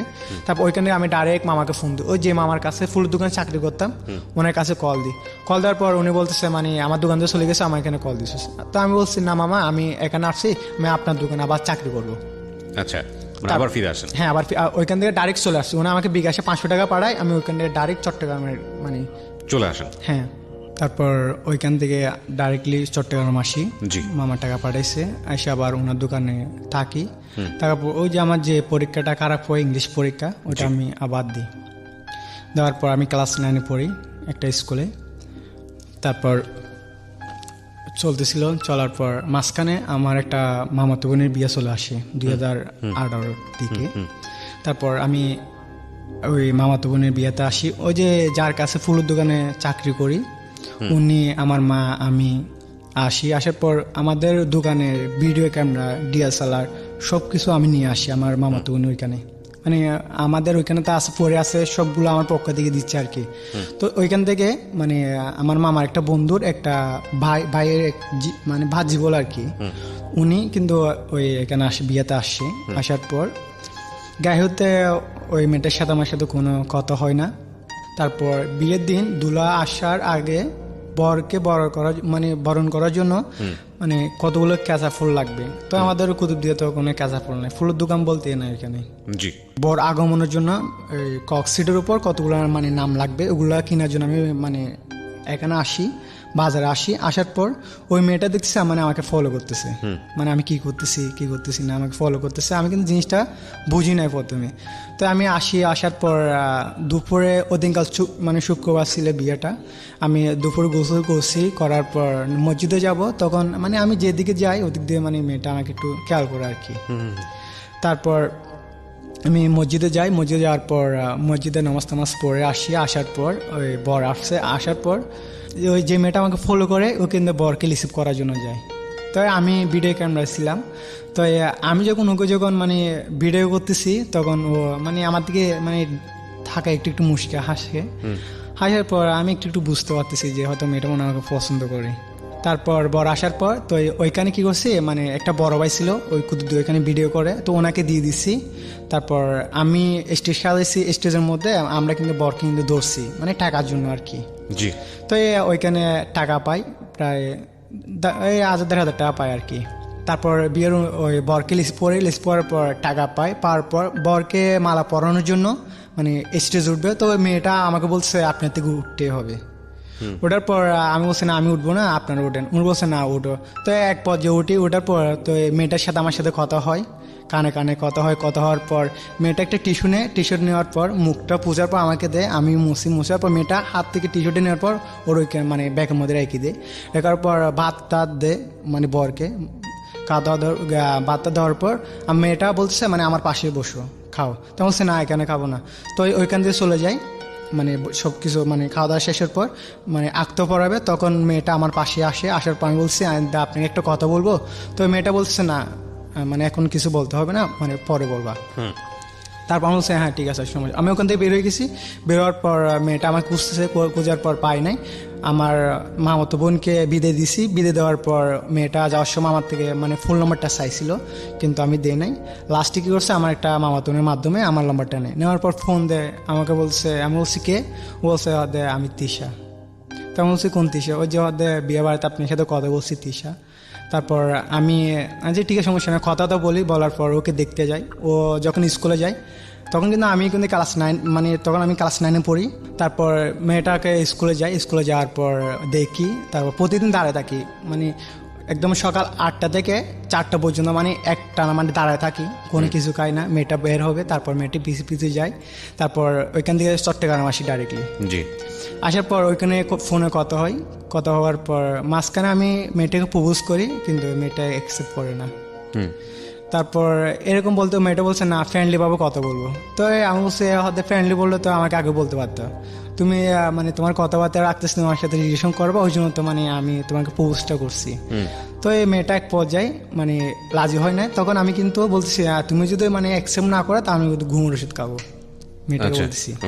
তো এই মেয়েটা বলতেছে হয়তো কাইলে আমার কোনো কিছু যায় আসে না, এরকম বলছে। বড় ফল রেখে দিচ্ছে, মানে রেখে দেওয়ার পর আমি ঘুম ওষুধ খাই 5টা, কিন্তু আমি মেয়েটাকে বলছি আমি 22টা ঘুমের ওষুধ খাইছি, মানে একটু গ্যা করার জন্য আর কি, আমার প্রতি দুর্বল করার জন্য। 5টা খাওয়ার পর মানে একদিন চলে যায়, তারপর দিন বিকালবেলা উঠি ঘুম থেকে।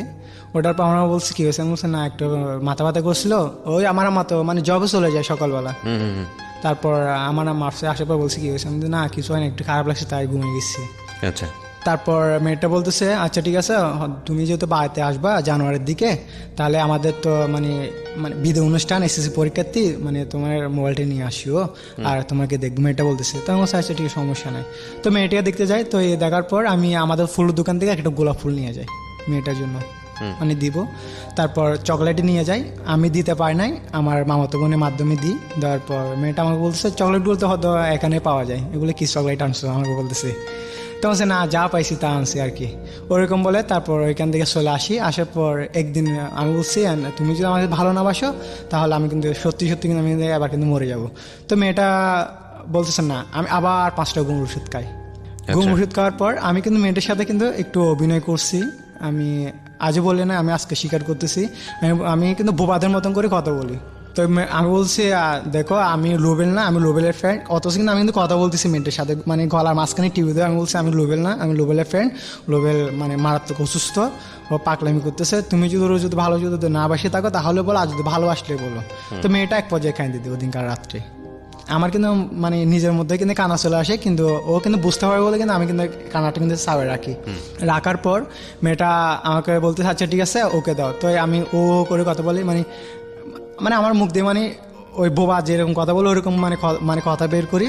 তারপর ও বলে যা বলো, কান্না করে বলতে আচ্ছা ঠিক আছে আমি তোমাকে ভালোবাসি। মেয়েটা আমাকে বলতেছে প্রথম মানে কেউ আমাকে বলছে মানে ভালোবাসি, এটা এর আগে কিন্তু ছোটবেলাতে কেউ কোনোদিন বলে না, বাবা মা বলে নাই, কেউ বলে না, আত্মীয় স্বজন। এই প্রথম একজনের মুখ থেকে শুনছি হ্যাঁ আমি তোমাকে ভালোবাসি। তা বলছে না এরবা বললে হবে না, দা লাভি বলো। তো মেয়েটা বলছে, বলার পর আমি ওদিনকাল অনেক খুশি।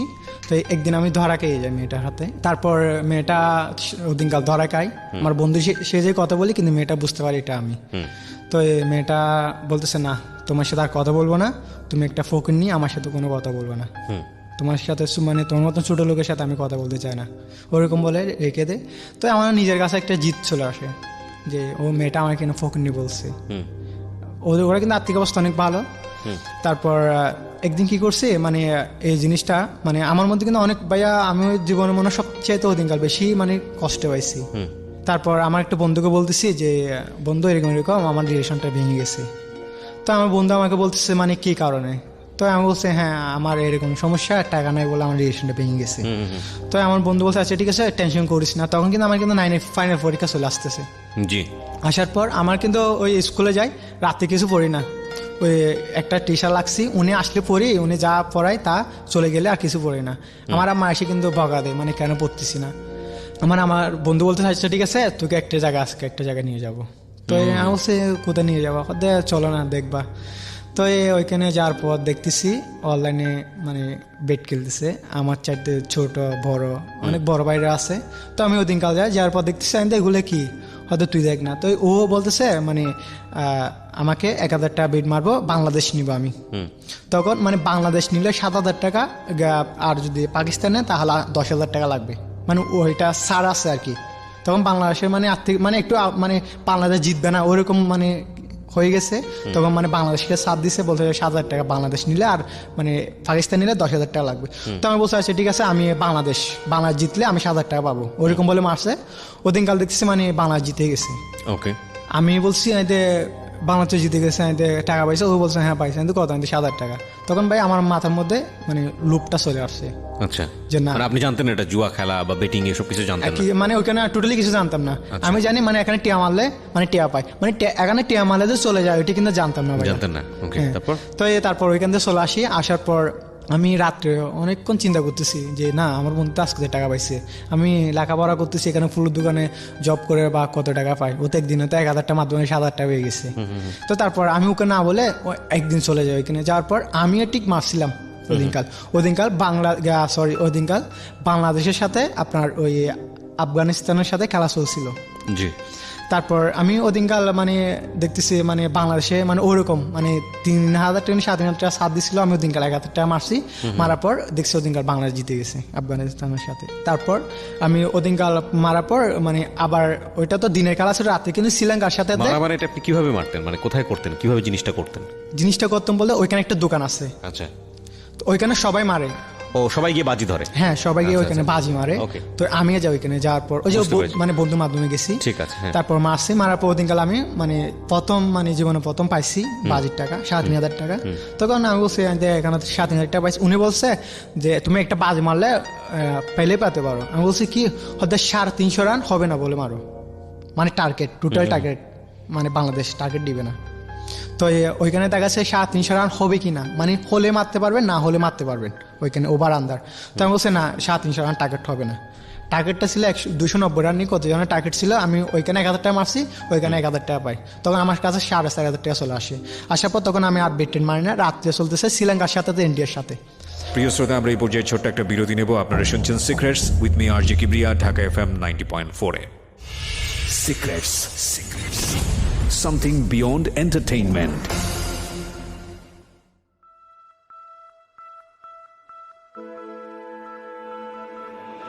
Love. Hate. Challenge. Motivation. Lies. Truth. Impossible. Virtue. Morality. Something beyond entertainment. Welcome to my stage of reality. Stay tuned. Sunday and Wednesday with me RJ Kibriya, only on Dhaka FM 90.4.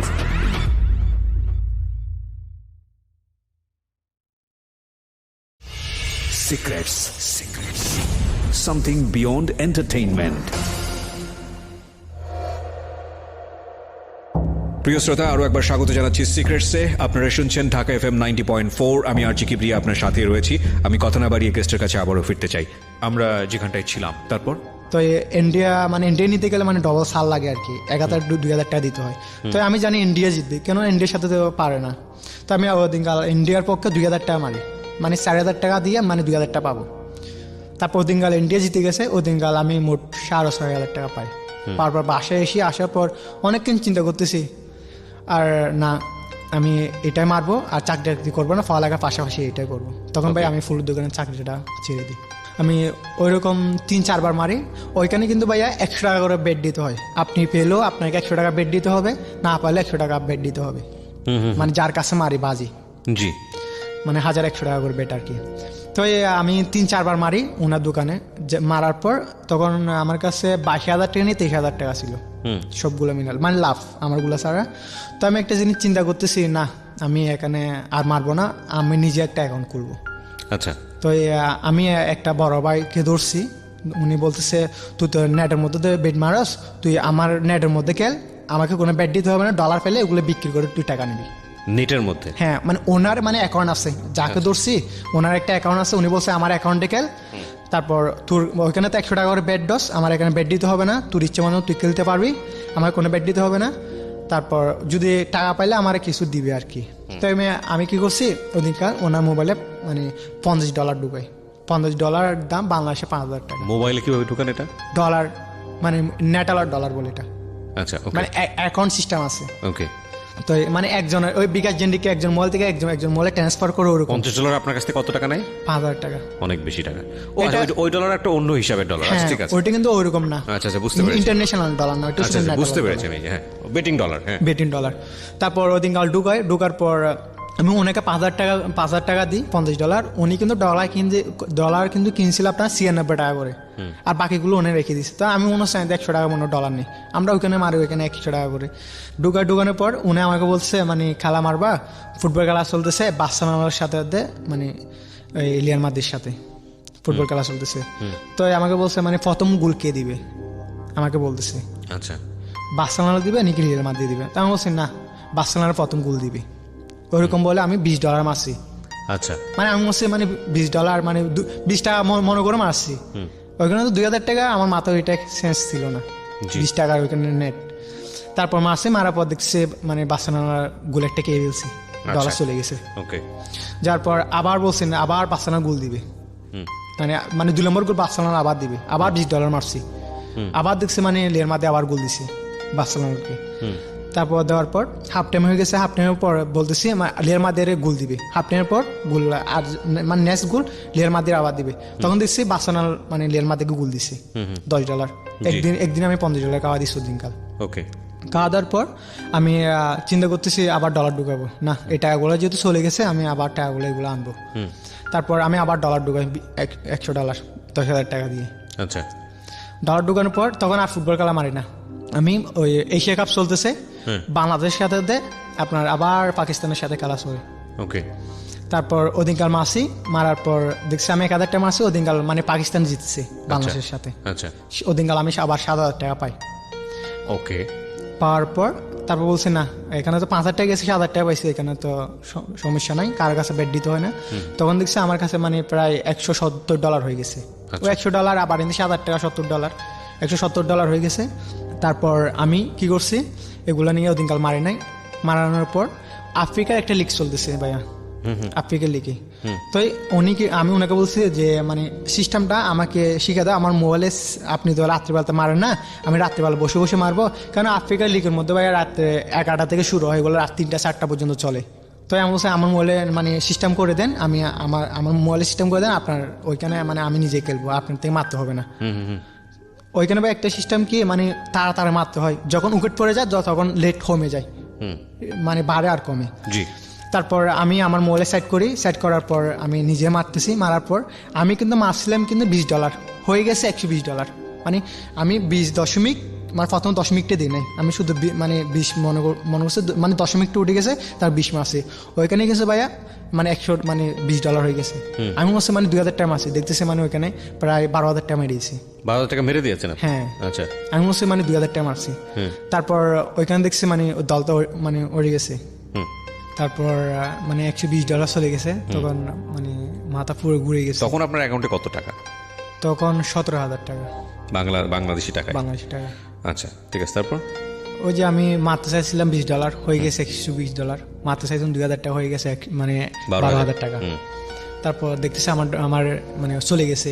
যার পর আমি দেখতেছি আবার মারবো, তখন দেখতেছি মানে থাকার কথা ছিল যে মানে আপনার $150 আছে, যে আপনার 100 অনেক কম আছে। হ্যাঁ, $130 আছে। তারপর মাথায় ঘুরে গেছে। তারপর দেখছি প্রতি বল মারতেছি, মানে রান নিবে কিনে নিবে না, প্রতি বল মারতেছি, প্রতি বল $500 টাকা করে মারি। আচ্ছা, মানে $5 মারি। আচ্ছা, মারার পর ওদিনকাল সব ডলারগুলো খাওয়াই দিছি। আচ্ছা, মানে প্রতি বল মারি, মানে সবগুলো লস করছেন? হ্যাঁ, ওদিনকাল। হ্যাঁ, আবার ডলার ঢুকেছি। হ্যাঁ, ডলার ঢুকার পর ওদিনকাল বেশি ঢুকে নাই, মাত্র $20 ঢুকেছি 2,000 টাকার। তখন আমার কাছে 8 টাকা ছিল না। ওই যে প্রথমে যে লাভ করছিলাম 22-23,000 টাকা, ওই যে ডলারগুলো মানে খাওয়া দিছি। খাওয়ার পর লাস্টে 2-3,000 টাকা ছিল, ওইগুলো দিয়ে ডলার ঢুকেছি। ডলার ঢুকানোর পর রাত্রে ফুটবল খেলা মারছিলাম, ওইগুলোই খাওয়া দিছি। খাওয়া দাওয়ার পর একদিন মানে চিন্তা করতেছি যে টাকা খাওয়া দিছি, এখন কি করব। তখন কিন্তু আমার পরীক্ষা কিন্তু বাকি কিন্তু মাত্র রাত 2 দিন। আচ্ছা, ক্লাস 9-এর বার্ষিক পরীক্ষা। তখন আমার মা স্যালারি পায়, পর আমাকে 10,000 টাকা দেয় ব্যাংকে রাখার জন্য প্রথম। আচ্ছা, তো আমি কি করছি, ব্যাংকে মাত্র 1,000 টাকা রাখছি 1,000 দিয়ে। আমার মা কিন্তু ওই যে ইংলিশ মানে পারে না, আরবি টারবিগুলো পারে।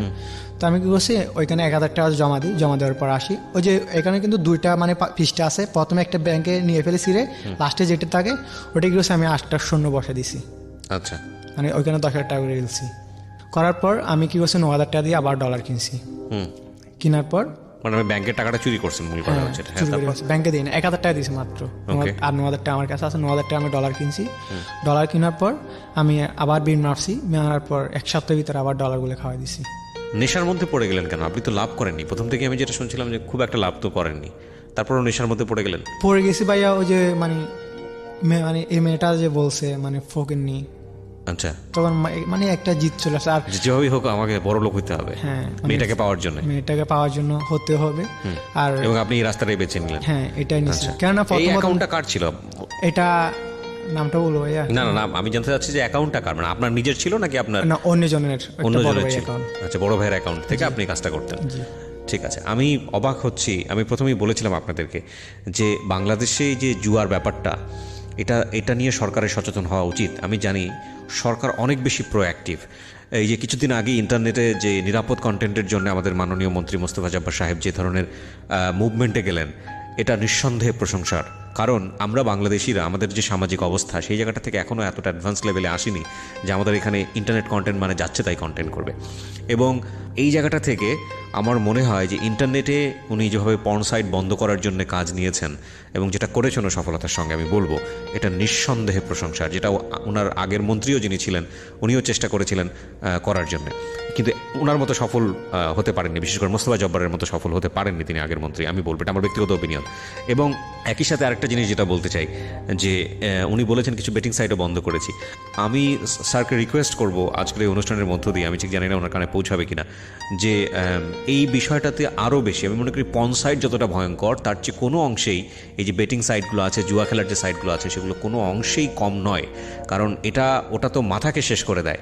এটা শুধু মাথা না, এটা একটা মানুষকে পথে নামিয়ে দিতে পারে। এবং এটা বহুবার আমি সিক্রেটসে আপনাদেরকে দেখিয়েছি। আমি আজকের এই অনুষ্ঠানে এই রকম একটা ছেলেকে নিয়ে এসেছি এই বেটিংয়ের জায়গাটা থেকে। গল্পটা সেরকম রোমাঞ্চকর নয় আমি জানি, কিন্তু আমি আপনাদেরকে একটা কথা বলার জন্য নিয়ে এসেছি। সেটা হলো যে এই রকম একটা ছেলে যার পারিবারিক ব্যাকগ্রাউন্ড এরকম, যে একেবারে প্রান্তিক লেভেলের একদম এক্সট্রিম পোর লেভেলে বসবাস করে, তার কাছেও এই বেটিংটা সহজলভ্য হয়ে গেছে, ইন্টারনেটে বেটিং। তার মানে বোঝেন যেটার ব্যাপ্তি কতখানি। জি বলুন, তারপর কন্টিনিউ করুন। তারপর ভাইয়া ওই যে 10,000 টাকা চুরি করলেন, চুরি করে খাওয়া দিয়েছে 9,000 টাকা। ওদিনকার তখন আপনি কোন ক্লাসের স্টুডেন্ট? আমি ক্লাস 9-এর। তখন ক্লাস 9-এর স্টুডেন্ট। আচ্ছা, তারপর আমি যখন রাত্রে বাসায় আসি তখন আমার চেহারার দিকে তাকাই, তারপর আমার আম্মার চেহারার দিকে দেখে আমি পুরো কান্না করে দিয়েছি ভাইয়া।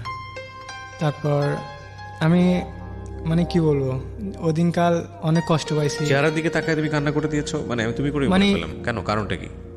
মানে আমার 1 মাসের পরিশ্রমের টাকা। মা তো কিন্তু তখনও জানে না এটা কিন্তু ভাই তোমার খুব খারাপ লেগেছে ভিতরে, অনেক খারাপ লাগছে। This is the important thing. দেখেন, আমি সবসময় একটা কথা বলি যে একজন মানুষ হয়তো লোভে পড়ে পাপ করে বা সিচুয়েশনালি হয়তো করে ফেলে, ওই মানুষটাকে ছোট করা উচিত নয়, এই কারণে যে তার মধ্যে তখনও মনুষ্যত্ব আছে, যদি সম্ভব হয়। ওকে, হ্যাঁ বলেন। তারপর কান্না ধরার পর আমি ওদিনকার রাত্রে পাতাত খাই নাই। না খাওয়ার পর আমি কিন্তু ঘুমাইছি ভাইয়া, মাথাটা দিছি আমার পায়ে, মানে আমার মায়ের পায়ে নিচে, মানে পায়ের উপরে, মানে মাথাটা দিয়ে ঘুমিয়ে গেছে ওদিনকাল। আচ্ছা। তারপর ফজর বেলা উঠে আমার আম্মা বলছে মানে রাত্রে এইভাবে কেন ঘুমাইছি, তো বলছে না মনে হয় ঘুমে বসে তত এরকম হয়ে গেছে। তারপর আমার মা জবে চলে যায়। তারপর ওই যে আমি যে ফুলের দোকানে যে আগে যে চাকরি করতাম, ওনার দোকান থেকে মানে একটা মানে পার্টনার একটা কাস্টমার তারপর আমার কল দিছে, বলছে মানে একটা ভিডিও প্রোগ্রাম করার জন্য। তো আমি অর্ডার নেওয়ার পর ওইখানে আমি প্রায় 2,000-3,000 টাকা লাভ করি ভিডিও প্রোগ্রাম করে। আমি 8,000 টাকা আবার ডলার কিনি। আচ্ছা, ডলার কেনার পর ওই আমি কিন্তু তখন কিন্তু মানে $20 কিনছি, $20 দিয়ে কিন্তু আমি কিন্তু আবার কিন্তু $100 করে ফেলছি। 2,000 টাকা দিকে আমি 10,000 টাকা করে ফেলছি।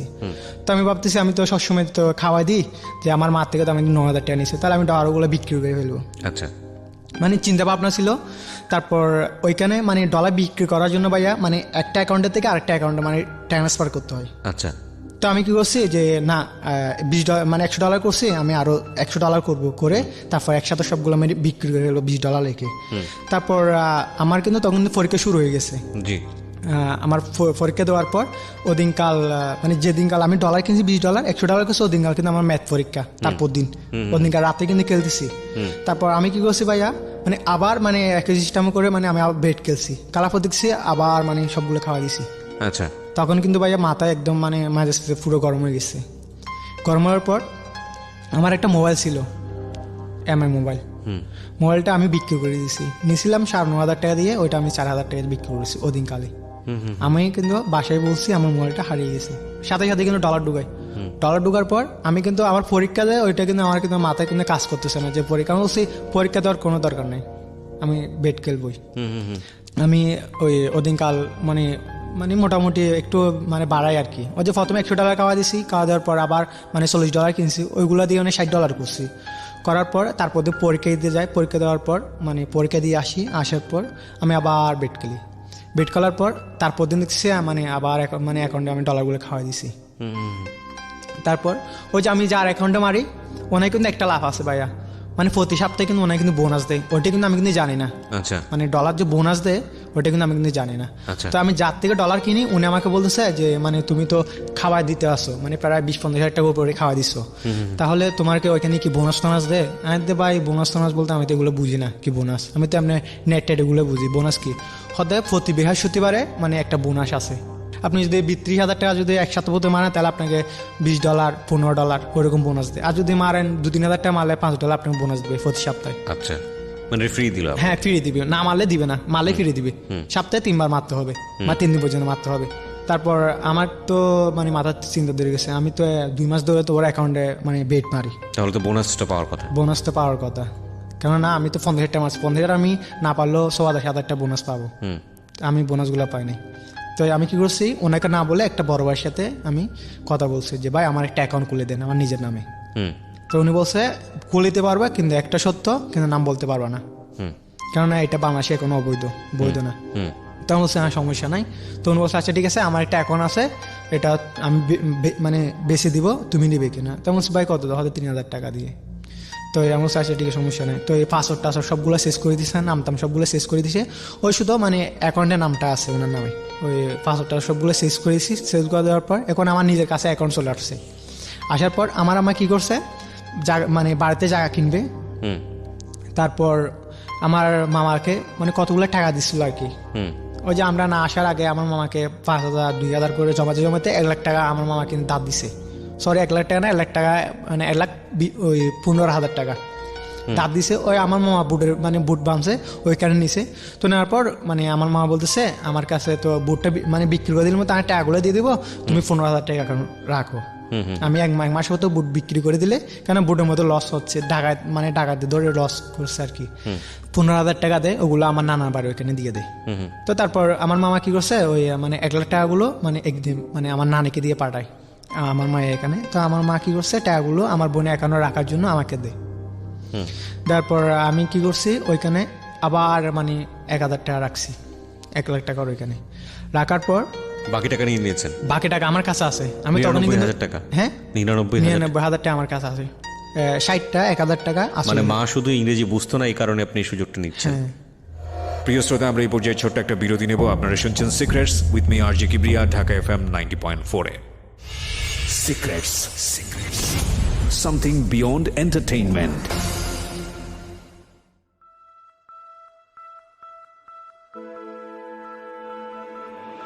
Love. Hate. Challenge. Motivation. Lies. Truth. Impossible. Virtue. Morality. Something beyond entertainment. Welcome to my stage of reality. Stay tuned. Sunday and Wednesday with me RJ Kibriya, only on Dhaka FM 90.4.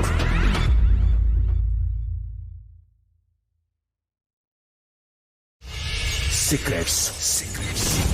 Something beyond entertainment. প্রিয় শ্রোতা, আরো একবার স্বাগত জানাচ্ছি সিক্রেটসে। আপনারা শুনছেন Dhaka FM 90.4। আমি আরজি কিবরিয়া আপনার সাথে রয়েছি। আমি কথা না বাড়িয়ে গেস্টের কাছে আবারও ফিরতে চাই। আমরা যেখানটায় ছিলাম, তারপর আমি 1,000 টাকা রাখছি। রাখার পর টাকাগুলো আমি পালঙের নিচে একটা চকি মানে পালঙের নিচে আমি রাখছি। রাখার পর ওই মানে একটা পুরনো মানে একটা কাপড় দিয়ে বেড়া রাখছি। রাখার পর আমি ওইখান থেকে একটা মোবাইল কিনছিলাম এমআই, একটু লাইক ওই আপনার 14,000 টাকা দিয়ে। ওইটা নেওয়ার পর আমার মা বলছে মানে টাকা করতে পাইছি। আমি বলছি না, টাকা পাইছি, ওইটা মানে আমার না, এটা আমার একটা বন্ধুর কয়েকদিন ইউজ করার জন্য দিচ্ছে। আমি 99,000 টাকা দিয়ে ওইখানে 14,000 টাকা একটা মোবাইল কিনি। কেনার পর ওই দিনকাল আমি 20,000 টাকা দিয়ে আবার ডলার কিনি। ডলার কেনার পর আমি প্রায় 3-4 দিন খেলি। 3-4 দিন খেলার পর আমি ওগুলো হারাই ফেলি। হারাই ফেলার পর আমার মাথা কোনো সেন্স, কোনো কাজ করতেছে না। মানে পরীক্ষা আমার যে মানে বার্ষিক পরীক্ষা গেছে, ওইটা মানে আমার মাথায় কোনো সেন্স নাই যে আমার পরীক্ষা চলতেছে, আমি কি করতেছি। শুধু একটাই মানে আমার মানে এমন একটা নেশা হয়ে গেছে যে মানে জোয়া না মারলে আমার ভালো লাগে না। রাত্রে হলে আমি জোয়া মারতাম, ঘুমে থেকে সকালবেলা ঘুমাইতাম। আমার মা আবার চাকরিতে মানে জব থেকে আসার আগে মানে উঠে যেতাম, অ্যালার্ম দিয়ে মোবাইলে রাখতাম অ্যালার্ম।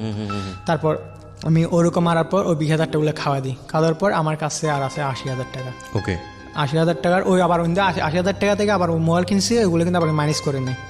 ওইখানে 14,000 টাকা চলে, তাহলে আমার তো আর 65,000 টাকা থাকে আর কি। 65,000 টাকা থাকার পর আমার মা বলছে মানে ব্যাংকে টাকা দিছো, প্রমাণ দেখাও, আমাকে বলতেছে। তো আমি কি করছি, ওইখানে ওই আগে যে সিস্টেম মানে 1,000 টাকা 9,000 টাকা করে ফেলছি, ওইখানে মানে সেম সিস্টেম করে মানে 1 লাখ টাকা দিয়েছি। 5টা সংখ্যা দিচ্ছি, একটা 1 দিছি, 0 দিয়েছিলাম। তো আমার মা পাশের একটা গ্যাকে দেখায়, বাইকে দেখায়, উনি বলছে হ্যাঁ, উনি তো ভাই ওরকম মানে লেখাপড়া জানে না, তো আমি তো ইংলিশ লিখছি। তারপর উনি বলছে 1,000 টাকা, এখানে তো 1 লাখ টাকা। তো আমার বোনকে দেখা যায়, আমার বোন মানে আমার মার মনের মধ্যে সন্দেহ চলে আসছে, মানে ওর কাছে তো মানে মোবাইল, টাচ মোবাইল, আমি তো ওর টাকা দিয়েছি মাত্র 4,000 টাকা, তাহলে এত দামি মোবাইল কোথায় পাইছি। তারপর আমার মা দেখাইছে, দেখার পর সবাই বলছে 1 লাখ টাকা, মানে বাসার ওইখানে সবাই তো গানের চাকরি করে। জি। তারপর আমি কি করছি, ওদিনকাল বেন মারার পর ওদিনকাল আমি টাকাগুলো খাওয়া দিই। তখন আমার কাছে একটা টাকাও থাকে না। তখন আমি মাঝখানে প্রায় 1 মাস বিরতি ছিলাম, আর মারি নাই। ওই যে 65,000 টাকা কিন্তু আমার কাছে আসছে, কিন্তু মোবাইলে আছে 65,000 টাকাগুলো আছে, নেট মানে আমার কাছে আমার অ্যাকাউন্টে আছে। তারপর বাংলাদেশে বিপিএল আসছে, এবারে বিপিএলের কথা বলতেছি, 2019-এ বিপিএল। তারপর বিপিএল আসার পর আমি আবার মানে মানে আপনার $600 ঢুকাই, 40,000 টাকা দিয়ে। ঢুকানোর পর আমি মানে বেট মারার পর দেখছি মানে আমার প্রায় 15-20 দিনের ভিতরে মানে ওই 40,000 টাকাগুলো আবার খাওয়াই দিই। মানে আমি এমন মানুষ তো মানে দেখি আপনার মানে 1-2টা মারে, আমি প্রতি বলে মারি ভাইয়া, প্রতি বলে মানে এই ব্যাটসম্যান করার নিবে, মানে প্রথম উইকেট কি এলবি হবে নাকি আউট হবে, ক্যাচ আউট হবে নাকি বোল আউট হবে, ওরকম। মানে আমার কাছে মানে ডেলি নামালে মানে 15-20,000 টাকা মানে ওদিন মানে ডলার মারতে আসে আমি। মারার পর তারপর এক পর্যায়ে দেখতেছি আমার মানে ওইগুলো খাওয়া দিই। খাওয়া দেওয়ার পর এখন চিন্তা করতেছে না, আমি আর ডলার মারবো না, আমি নিজে মারবো না, ডলার ঢুকাবো, মানুষের বেট মারবো। ওই 1,000 টাকা যেটা আমি বেট পাই, ওই ব্যাটের টাকাগুলো আমার আস্তে আস্তে জমাতে হবে, আমার টাকাগুলো তুলতে হবে। তারপর আমি আস্তে আস্তে মানুষের বেট মারি, আমি নিজে কম মারি এখন। তারপর মানুষের আমি বেট মারি, মানুষ থেকে 100 টাকা করে বেট নিতাম 1000-এ। তখন একদিন একটা ভাইয়া মানে 500 টাকা মারে, তো ওইটা ছিল ভাইয়া মানে 10,000 টাকা সারের আর কি। আমি কিন্তু 100% শিওর ভাইয়া ওই খেলাটা জিতবে না, একেবারে আপনার 14 রান রাখতেছে লাস্ট উইকেট। তো উনি আমাকে বলতেছে তোমার কাছে ডলার আছে, আমি বলছি ডলার আছে। উনি বলছে মানে তুমি আমার জন্য 500 টাকা মারো, মানে 10,000 টাকা সারে এটা মারো, মানে যেটা লাস্ট বেডিং একেবারে 14 রান লাগতেছে। তো আমি কি করছি 500 টাকা মারি নাই, আমি ওনাকে বলছি আমি 500 টাকা মারছি, আমি কিন্তু মারি নাই। আমি কিন্তু জানি 100% শিওর লাস্ট উইকেট যে কোনো মধ্যে আউট হলে তো লাস্ট উইকেট চলে গেছে, ওর জিতবে না। তখন দেখতেছি মানে 2 বল লাগতেছে আপনার 13 রান। আচ্ছা, হ্যাঁ, আমি খুশি হয়ে গেছি, 500 টাকা তো মারি নাই, মানে কাউকে দিতে হচ্ছে না, আমি 550 টাকা পাইছি ভাইয়া। ওইখানে দেখতেছি মানে 2 বলে মানে আপনার 13 রান লাগতেছে, 9 বলে ছক্কা, 2 বল লাগতেছে 7 রান, আবার দেখছি 9 বলে মানে আবার দেখছি 9 বলে ছক্কা। আমি কিন্তু বেট মারি নাই, কিন্তু আমার কিন্তু ওই 5,000 টাকা গুণায় দিয়ে ফেলছি, বেট কিন্তু মারি নাই আমি। তারপর ওনাকে 5,000 টাকা দিয়েছি, দেওয়ার পর চিন্তা করতেছি যে মানুষই বেট মারলে তো লস, আর আছে ভাই মাত্র 30,000 টাকা। আচ্ছা, তো 30,000 টাকা দিয়ে আমি বেট খেলি, বেট খেলার পর এক পর্যায়ে ওই টাকাগুলো আমি বিপিএল লাস্টের দিকে এসে খাওয়া দিই। এই বাংলাদেশে ফাইনাল খেলার দিন 3,000 টাকা ছিল লাস্ট, সবচাইতে মানে 3,000 টাকা ছিল। এই 3,000 টাকা আমি লাস্টে ফাইনাল খেলার দিন টাকা নিছি, টাকা তো উঠে গেছে, ওই দিনকাল ওইগুলো খাওয়া দিই। খাওয়া দেওয়ার পর আমার কাছে এখন বর্তমানে কোনো টাকা পয়সা নাই, ডলার বলতে কোনো কিছুই নাই। তো আমার মা একদিন মানুষ থেকে জানতে পারলো যে আমি নেটের মধ্যে জুয়া খেলি। তো আমার মা আমারও বলতেছে যে টাকা মানে তুই বলো জুয়া খেলোস, এখন টাকা কই পাস? তো আমি বলছি না মা, ওই যে মাঝে মাঝে প্রোগ্রাম করি ওইখানে টাকা পাই, আমি কে বলছি আমি জুয়া খেলি। তো আমার মা বলছে আচ্ছা ঠিক আছে, তুমি কালকে ব্যাংকে আসবা। আমি দুপুরবেলা ছুটি নিয়ে ব্যাংকে আসবো, তুমি কালকে ব্যাংকে আসবা। কে বলে এটা? আমার আম্মা বলে আচ্ছা, তারপর? ব্যাংকে যাওয়ার জন্য। তো আমি রাত্রে চিন্তা করতেছি না আমি রাত্রে এখানে থাকবো না। তখন ভাইয়া ওই মাছ ভান্ডার আছে না ফটিকছড়ি, জি, ওইখানে উড়িস চলতেছিল জিয়াউল হকের। ওরস? জি জি। ওইখানে আমি ওদিনকার মানে আমাকে কালকে নিয়ে যাবে আর কি, আমি ওইখানে উড়িষ্যা চলে যাই। আমি জানি যে আমার নির্ঘাত ধরা। তারপর ওইখানে আমি 4 দিন ছিলাম। আমি ওইখান থেকে আমার মামার ফোন করতেছে, মানে কোথায়? আমি বলছিলাম না, তো একটা কাজ আসছি, আমার যেতে একটু লেট হবে। আচ্ছা ঠিক আছে, তোমার কাজ সারার পর তুমি দুপুরবেলা ব্যাংকে আসিও, আমি ব্যাংকে আসতেছি। আমি কিন্তু ফটিকছড়ি যেটি কিন্তু আমার আমাকে বলি নাই। তারপর আমার মা ব্যাংকে আসে, আসার পর এখানে জানতে পারে ব্যাংকে মাত্র 3,000 টাকা। কত টাকা থাকার কথা? 1,40,000 টাকা। ওনার তো সেন্সলেস হয়ে যাওয়ার কথা, কারণ এত কষ্টের টাকা। তারপর কি হলো? তারপর আমার মা ওইখানে মাথা ঘুরে পড়ে গেছে। তারপর আমি যে এখানে আমার মা জানে, তো দুপুরবেলা আসার পর এখানে ব্যাংক থেকে আমাকে কল দেয়। কল দেওয়ার পর 3-4 বার কল দেয়, আমি ফোন রিসিভ করি না। তারপর আমার মার মোবাইল থেকে অনেকবার কল দেয়, প্রায় 40-50টা কল দেয়, আমি রিসিভ করি না। ওই যে আমি যার কাছে থাকতাম ফুলের দোকানে চাকরি করি, উনি আমাকে কল দেয়। তারপর আমি উনি মোবাইল রিসিভ করি না। আমার বোনে কল দেয়, আমার নানার বাড়ি থেকে কল দেয় সবাই, ওদিনকাল ফোন রিসিভ করে না। আমার মাকে মনে হয় পানি টানি দিয়ে মনে হয় সেন্সলেস আনার পর আমার বোনের কল দিছে, আমার বোন ওইখান থেকে নিয়ে আসার পর আমার মা, আমি শুনছি আমার মা নাকি টাকা করে নাকি চিন্তা করতেছে যে এতগুলো টাকা খাওয়া দিছে, এখন এগুলো কি করব। তারপর আমি আর বাসায় যাই না, আমার বোনকে কল দিই। বোনকে কল দেওয়ার পর আমার বোনের বলতেছে আমার মা কি অবস্থা। তো আমার বোনে বলতেছে আমাদের মা মারা গেছে। কি বলেন? আমার বোনই বলতেছে তোর কোনো মা নাই, তোর মা মারা গেছে। ও আচ্ছা, ঠিক আছে, মানে অভিমান করে বলেছে। হ্যাঁ। ওকে, তারপর? তো আমি কথা বলতে চাইছিলাম কিন্তু কথা বলতে পারি নাই। তারপর ওইখান থেকে ডাইরেক্ট আমি বাসায় যাই না, আর ওইখান থেকে 4 দিনের শেষে আমি আসি। আসার পর আমি আর বাসায় যাই না, আমার একটা বন্ধুর বাসায় আসি। এখন পর্যন্ত মানে ওর বাসায় আসি আর কি। এটা কবেকার ঘটনা লাস্ট? এটা এই জানুয়ারির 19 তারিখের কথা।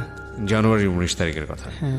এরপরে আপনি মার সঙ্গে আর যোগাযোগ করতে পারেননি? এখন আর যোগাযোগ করতে পারতেছি না, মানে টোটালি আমার সাথে কথা বলতেছে না। আমি অনেকবার মানে আমার মানে পাশে বন্ধু যারা আছে ওদেরকে ফোন করি, ফোন করার পর ওরা বলতেছে মানে অবস্থা খারাপ, মানে টাকার জন্য চিন্তা করতেছে, অনেক অসুস্থ হয়ে গেছে, আমি যেতে পারতেছি না। কেন যাচ্ছেন না? আমি জেলে তো ভাই আমাকে আর ওরা নিবে না। কে নিবে না? আমার আম্মা তো নিবে না। কে বলছে আপনাকে নিবে না? বলতে আমি এত টাকা যে খাওয়া দিছি এটা ভাইয়া অনেক কষ্টের টাকা। আমি যে ছেলে আমার মারে নিজে রোজগার করে দেওয়ার কথা। এগুলো সব ঠিক আছে, ওগুলো আপনি যে কথাটা বুঝতে পারছেন, আপনি ভুলটা বুঝতে পারছেন। 1,40,000 টাকা আপনার মার জন্য, মানে এগুলা কোটি কোটি টাকার সমান। হ্যাঁ, এটা হচ্ছে আমাদের বাসার টাকা, বাড়ি করার টাকা। হ্যাঁ, বাড়ি করার। আপনার লেখাপড়াটা বন্ধ হয়ে গেছে এই ঘটনার প্রেক্ষাপটে। তো এসএসসি পরীক্ষা দিতে পারতেছি না। এখন সবাই এসএসসি পরীক্ষা দিচ্ছে, আমি এসএসসি পরীক্ষা দিতে পারতেছি না, শুধুমাত্র এই বেটিং করার কারণে। যেহেতু বাড়িতে যেতে পারছেন না, সুতরাং আপনি হ্যাঁ যেতে পারছেন না। এই বেটিংয়ের জন্য। এই 1,40,000 টাকা কিংবা আপনি যে টাকাগুলো খরচ করেছেন, এটা তেমন ক্ষতি না যতটা ক্ষতি হয়েছে এই এসএসসি পরীক্ষা দিতে না পারাটা।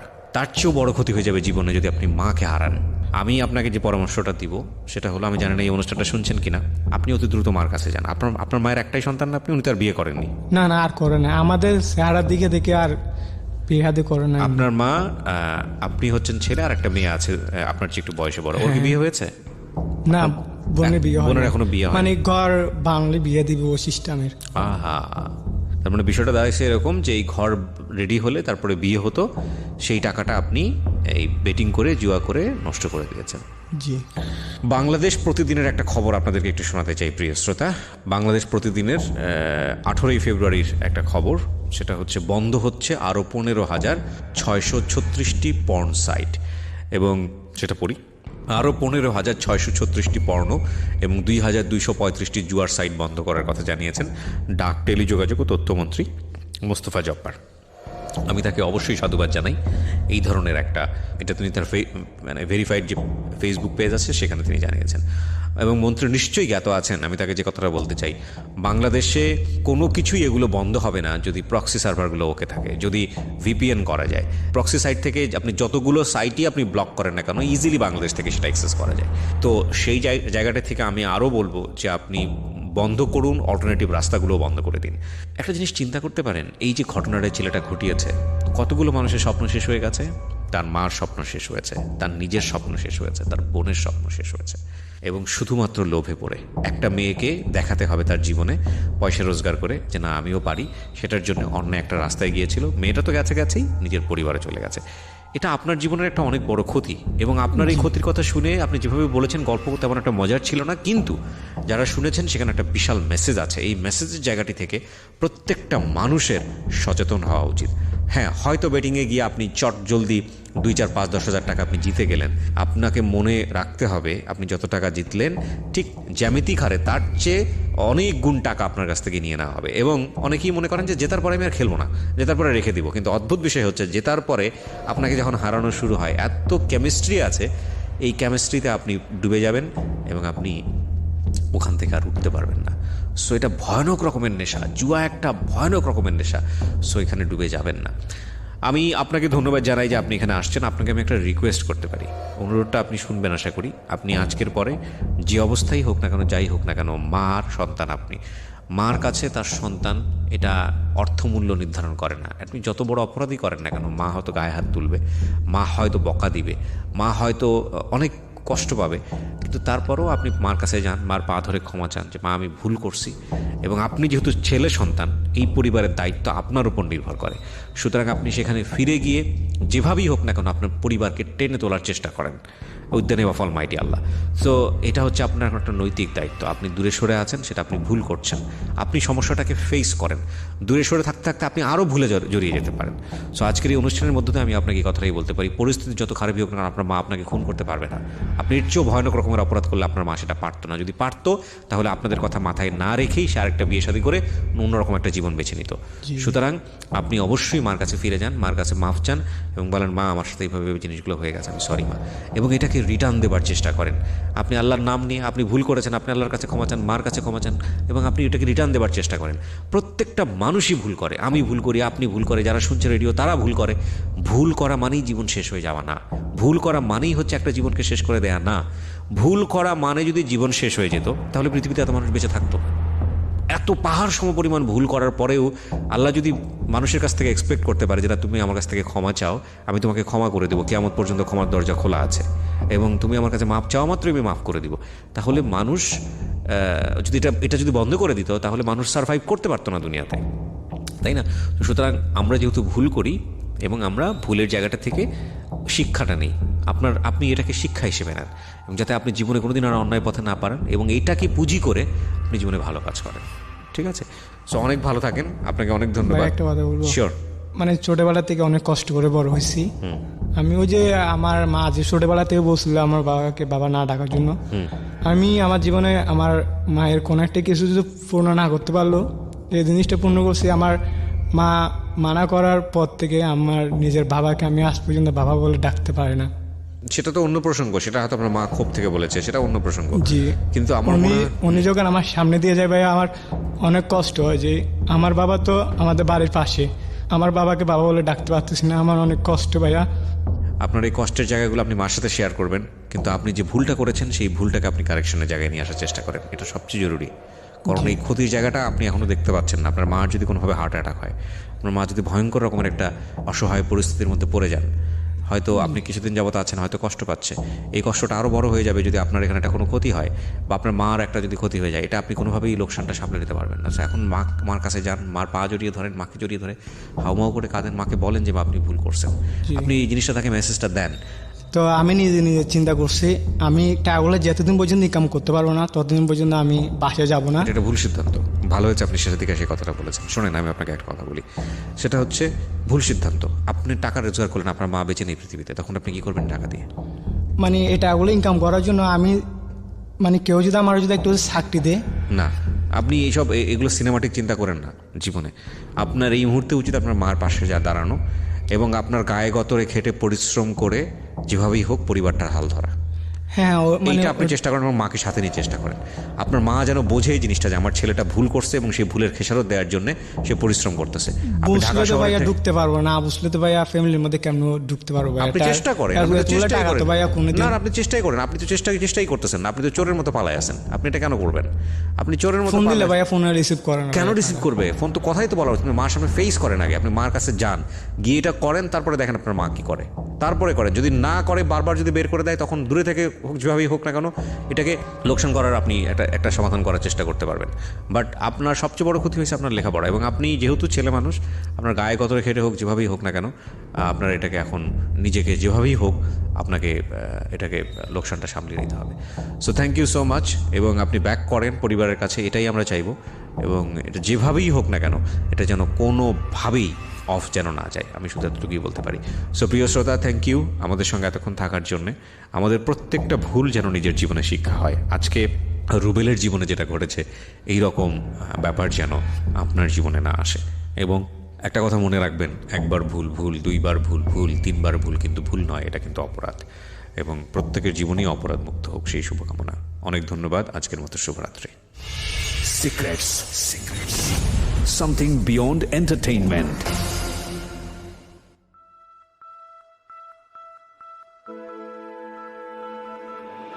Love.